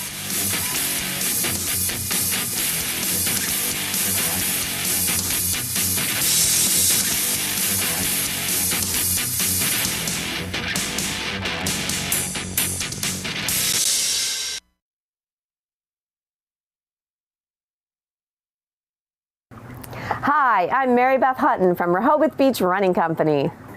We've been in this location for about 8 years, and we've been in business for about 16 years. We're pretty much busy every day, all year round now. Since we've been advertising with the Talk of Delmarva, everywhere we go, people seem to know about us. I like working with other small businesses. We work with a lot of small businesses, and advertising is no different. And we like for people to come in and actually see our store. Yeah. So when people from the Talk of Delmarva have seen our store, they understand it better. Some of their other customers shop at our store, and it's really a small town kind of life. And people shop local, advertise local, listen to the local radio. It all kind of comes full circle. So how has the marketing department helped us? Well, I love that she's always looking ahead at the calendar, because as a small business person, I'm very busy and I'm kind of thinking of last minute things. And so Laura's always ready for the sidewalk sale. She knows it's a big deal for us. And so you want to get the word out a little bit early. And the sidewalk sale this year was better than ever. And I think it's in great part to Laura's planning and the commercials, so people know that the whole town is having a sidewalk sale and that we have big sales at that time of year. I didn't really know what to expect in the beginning, because I didn't know whether she'd know our business. I don't know if she would know runners and but she listens very carefully, and she researches, and she really tries to gear our ads towards our business, and she does an excellent job. I think people really more now than ever want to shop local. I think people want to support local businesses and help the community. And so when people know that we are a small business that meets their needs, they'd rather shop here than go online or some other way. So I think people really want to help themselves and help the community. We have attracted our ideal customer at the Talk of Delmarva. We service people from, 12 years old or even younger to 95-year-olds. So yeah, I think our ads are doing a great job of bringing customers to us. The Talk of Delmarva advertising has helped with our marathon also. So I organized the Rehoboth Marathon and Half Marathon in December, and we sell out earlier and earlier every year. And I think that's due in part to advertising with the Talk of Delmarva. The people know that we have a running store and that we also have this big race at a great time of year, and people sign up earlier and earlier every year. I really do believe that the return on investment is huge. I think we definitely got return on our investment quickly. Every dollar spent was well worth it. I would highly recommend for other businesses to advertise on the Talk of Delmarva. It's been a great experience for us. It's been very worthwhile, and I would highly recommend it to other businesses. I'm Tom Holmes, 1776 Steakhouse in Rehoboth Beach. The restaurant's been here since 1987. I've had it since 2007. I get probably 2-3 customers a night that will come in and say, I heard you on the radio and it sounded great, and we're so happy that you're advertising locally with local businesses. I used to do very limited advertising, just a little bit on newspapers and billboards and stuff like that, but now I'm pretty much exclusively just with the radio station. I advertise on Rehoboth Foodie Bob's show, and I also advertise different segments and different times during the course of the week. I've been pretty much with the same schedule for maybe about 10 years. I'm just happy I am advertising with them. They've been very loyal to us, and the feedback I get from my customers about the radio station is tremendous. Brian Pettyjohn, and I'm in studio every Wednesday morning from 7 to 8 a.m., getting you up to date on First State politics and taking your phone calls here on 92.7 WGMD.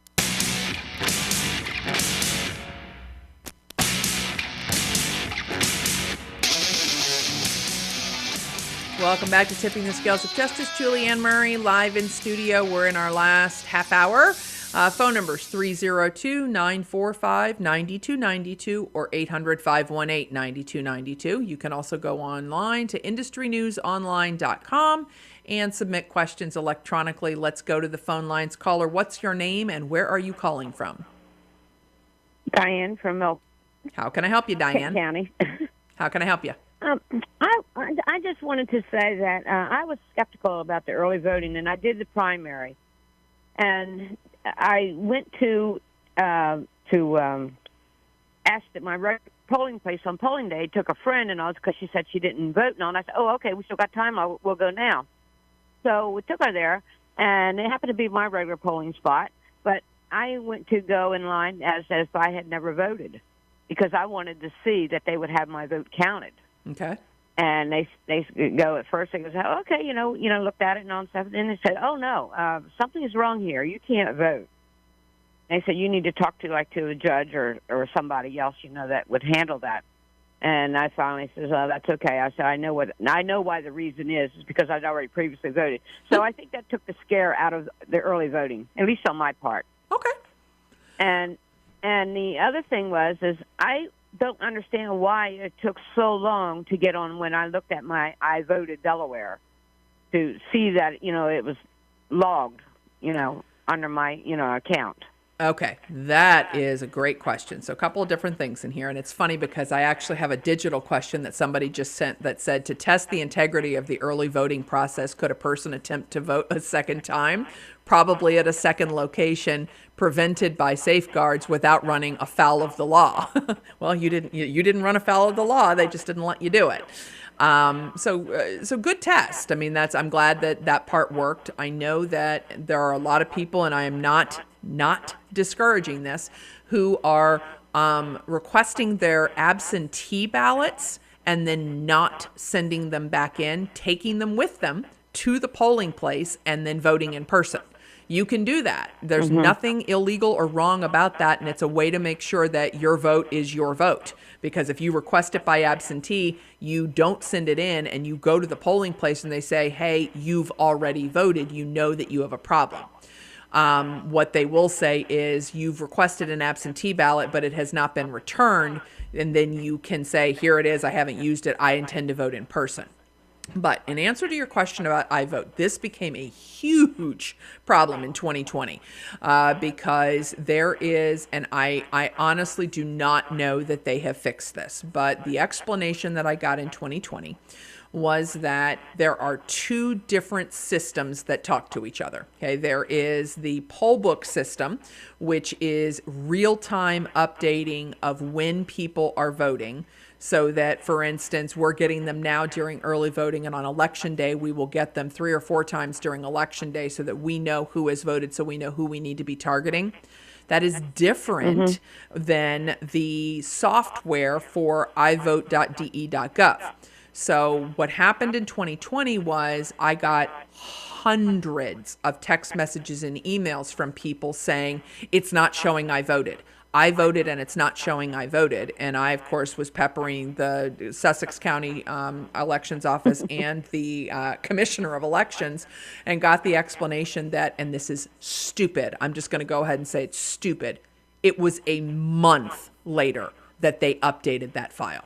So it took until December for them to upload everything that happened on Election Day. Which was, and then all of the people who had said my vote didn't get counted then texted me and said, oh, it does show up that I voted.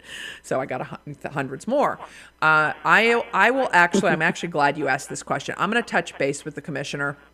He actually, by the way, has been really responsive to me. I've asked lots of questions from an integrity standpoint, and he has been largely on board with me, and has said, "Yep, we need to be transparent." So I'm going to ask.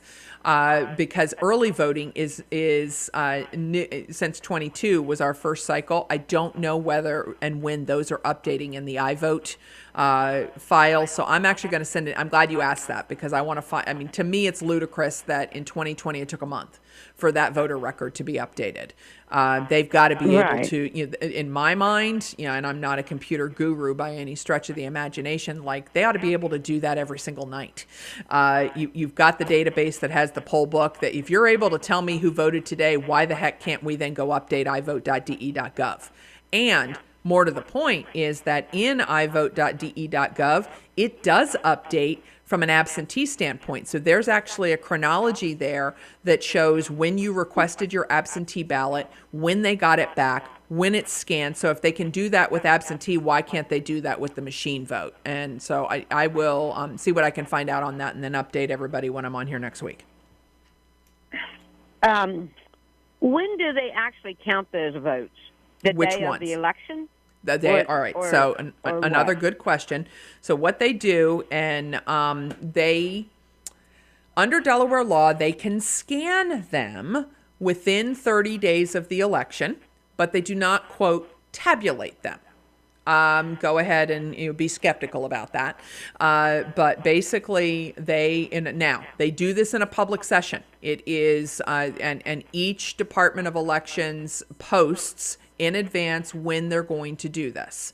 But what they do is they take, so like with absentee ballots, those they have sessions where they are scanning them. Where they remove them from the envelopes, and we have had checker challengers there that are actually challenging. We had particular ones we were looking for that are challenging whether or not it's a valid voter or not.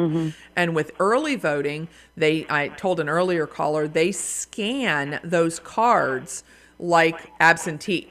So instead of it just being machine counted and you get this machine tape at the end of the night, in early voting, those ballots are actually scanned and counted. But they're scanned but not tabulated. And then on election night, the magic button gets pushed once the polls close at 8 p.m. and the tabulation happens. So that's why when the results come out, normally polls close around 8.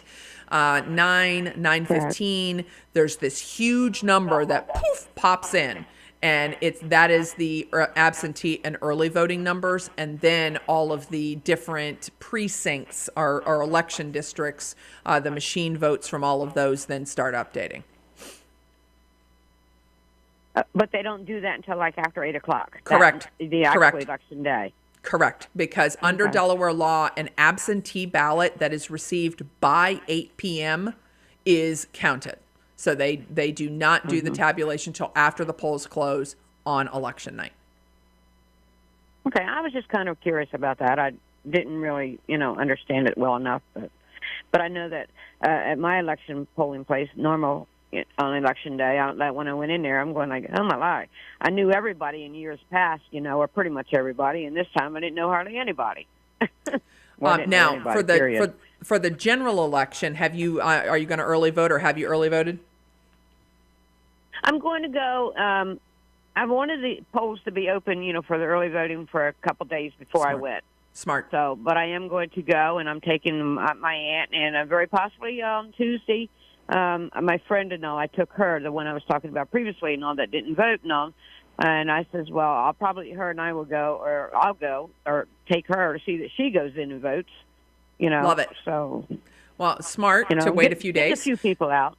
Yep. Yeah, no, it's because these first couple days are, lots of turnout, which, and 10 days is a long time. And, the first 5 are 11 until 7. And then the second 5, October 30th to November 3rd, is 7 to 7. But, kind of waiting until the rush is off for a couple of days, smart.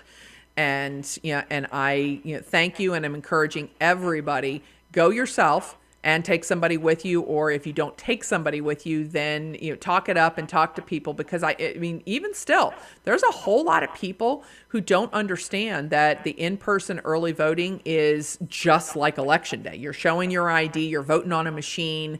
They have I don't know what their expectation is, but they're surprised by it, and it's like, no, you want to do this.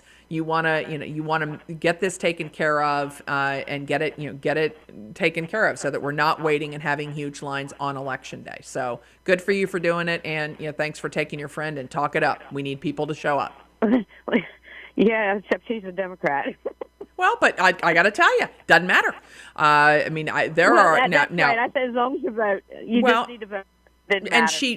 Just because she may have already told you, but just because she's a Democrat doesn't mean that she's voting for Democrats.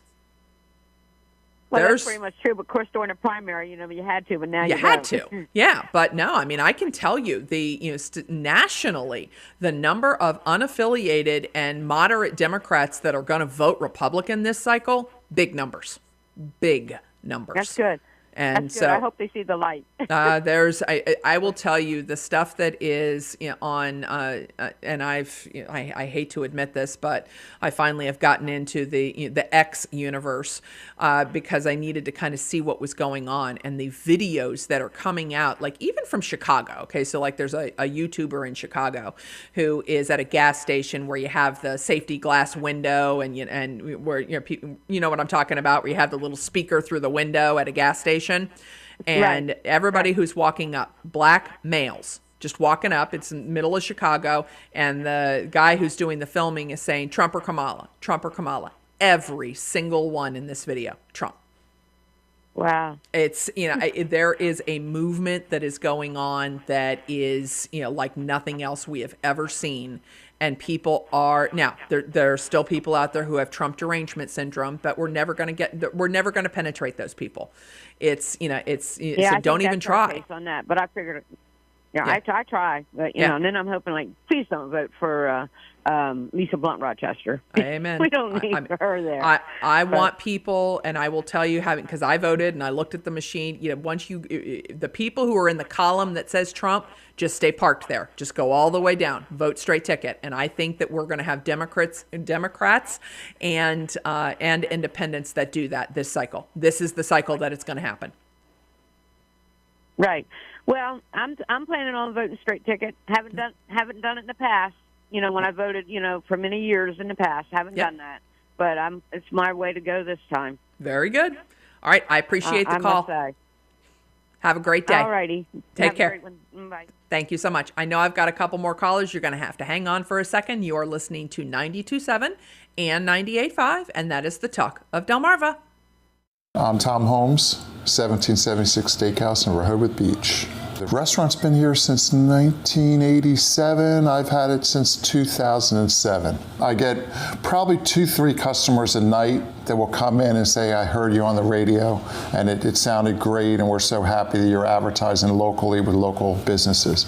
I used to do very limited advertising, just a little bit on newspapers and billboards and stuff like that, but now I'm pretty much exclusively just with the radio station. I advertise on Rehoboth Foodie Bob's show, and I also advertise different segments and different times during the course of the week. I've been pretty much with the same schedule for maybe about 10 years. I'm just happy I am advertising with them. They've been very loyal to us, and the feedback I get from my customers about the radio station is tremendous. I'm Keith Pettit, Assistant Manager here at Southern States Milford Cooperative in Milford, Delaware. My experience with WGMD radio station, The Talk of Delmarva, has been outstanding.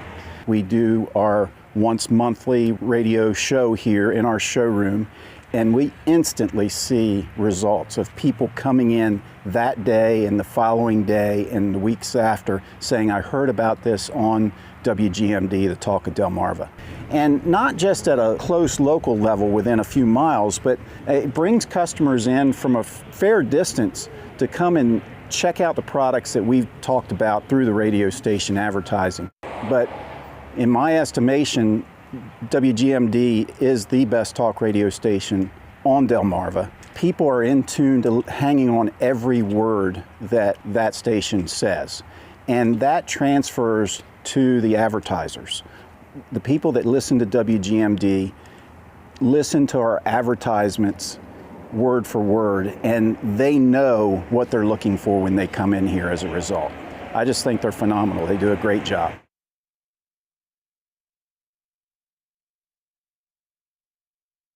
My name is Karen. My husband and I own Captain's Pizza. We have been here for over 6 years, going on 7. We only advertise with WGMD, and we love it. They really help us with anything that we need. They always have good suggestions. They help me with the commercials. Advertising has helped our business tremendously. We do get a lot of people that come in and want to know who is talking on the radio, and I'm always here, so I'm always happy to say that it's me. We participate with Delmarva Dollars. A lot of customers bring them in. We have customers that ask when they're going to have them again if they don't hear it on the radio. We We tried advertising in the newspaper and things like that, but we see more of showing with the Delmarva dollars. And the customers, they ask me, where else do we advertise? And I tell them, we only advertise with WGMD. We've been very successful with them. We get exactly what we ask for, and it's well worth the money that we invest in it.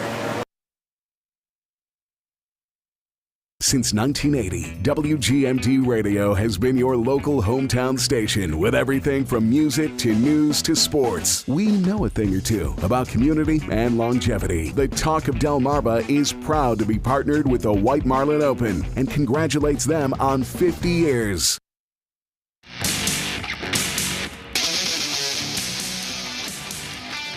Welcome back to Tipping the Scales of Justice. Julianne Murray, we're in our last 10 minutes. I've got a couple callers lined up, so let's go to those phone lines. Caller, what's your name and where are you calling from? Hi, my name is Mark. I'm calling from Newark, Delaware. Hey, Mark, a Newark person. What's up? Hey, I'm coming down to Sussex tomorrow, and I'll be there through Monday. Coming down to take an elderly lady specifically so she can go and vote. Okay.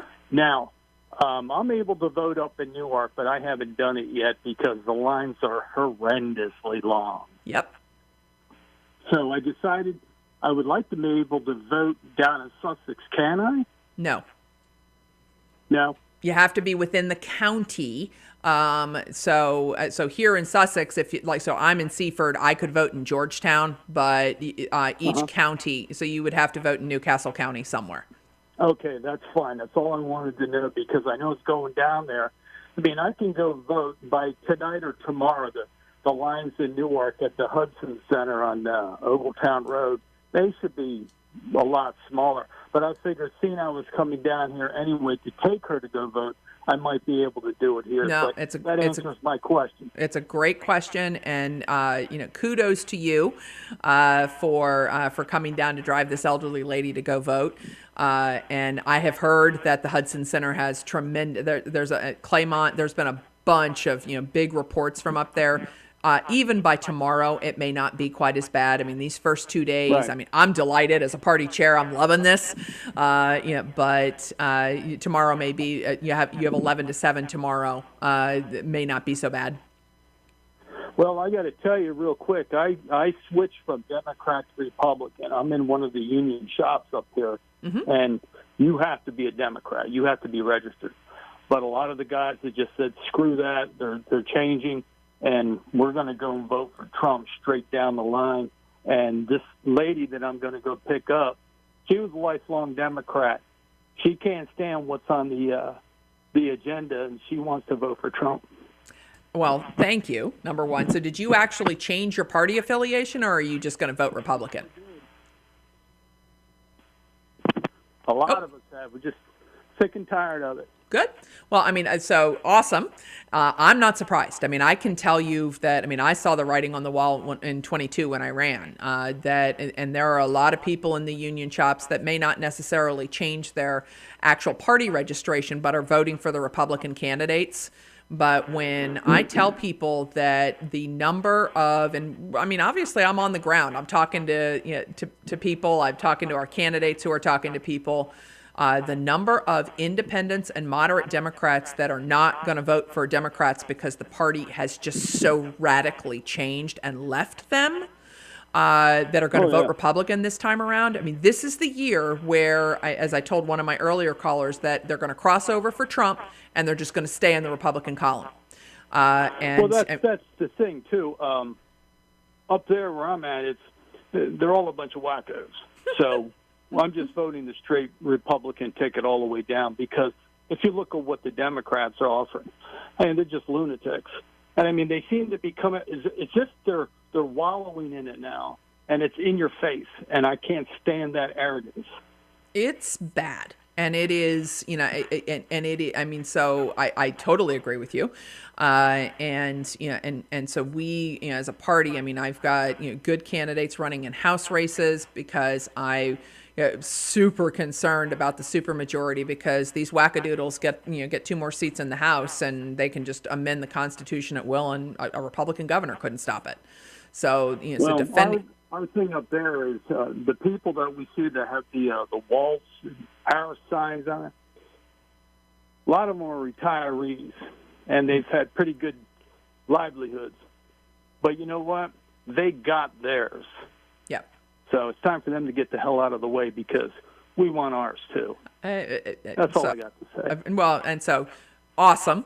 Thanks for sharing, because there are people that need to know and understand it's A-OK to vote for Trump, even if you're not a registered Republican. We will welcome that vote. Hey, tell everybody, you've got a nice radio broadcast there, because I can pick you up where I'm at. And I heard it by word of mouth up in the shop. There's a lot of people up there with some pretty stupid-ass people up there who think, well, registered Democrat, so if you're registered, you have to vote Democrat whether you want to or not.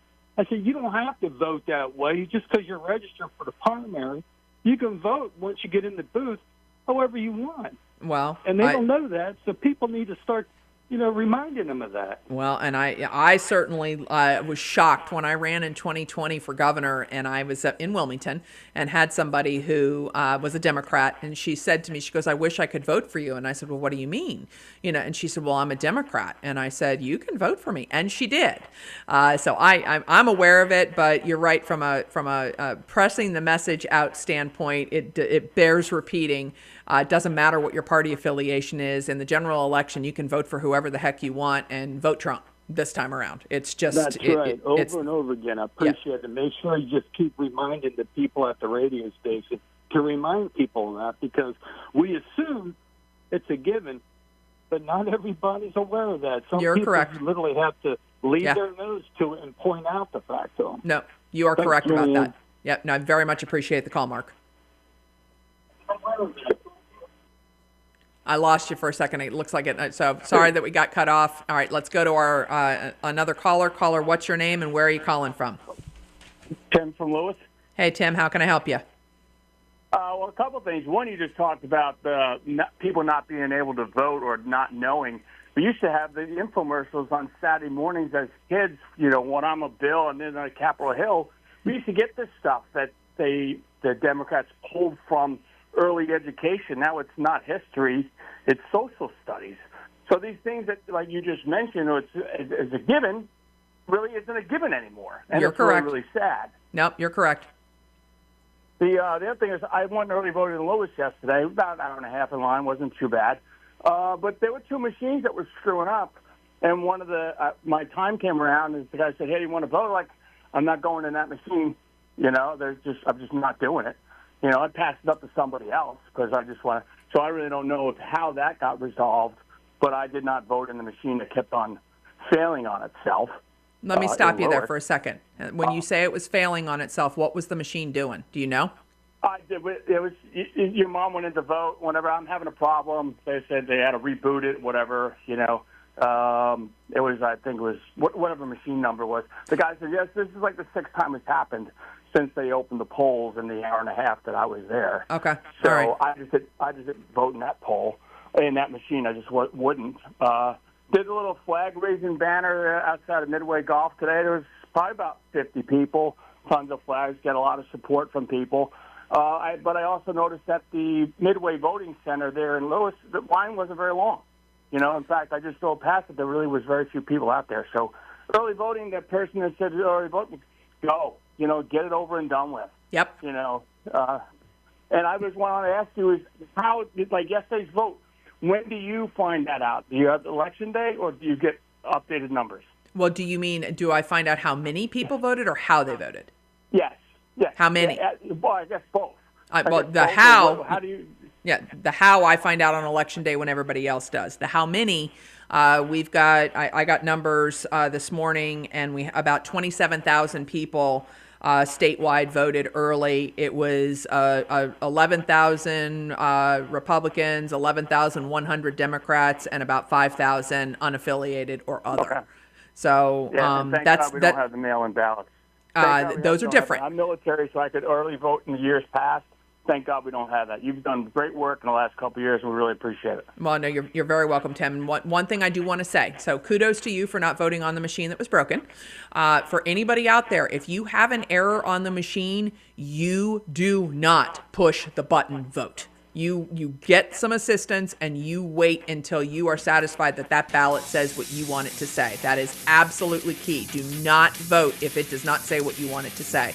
Get out there and early vote. Thanks much for the call, Tim. Thanks for all the callers today. Julianne Murray, Tipping the Scales of Justice. Get out there and early vote, 11 to 7 through the 29th, and then 7 to 7, 30th through the 3rd of November. This is 92.7 and 98.5, and that is the talk of Delmarva. 92.7 WGMD Rehoboth Beach.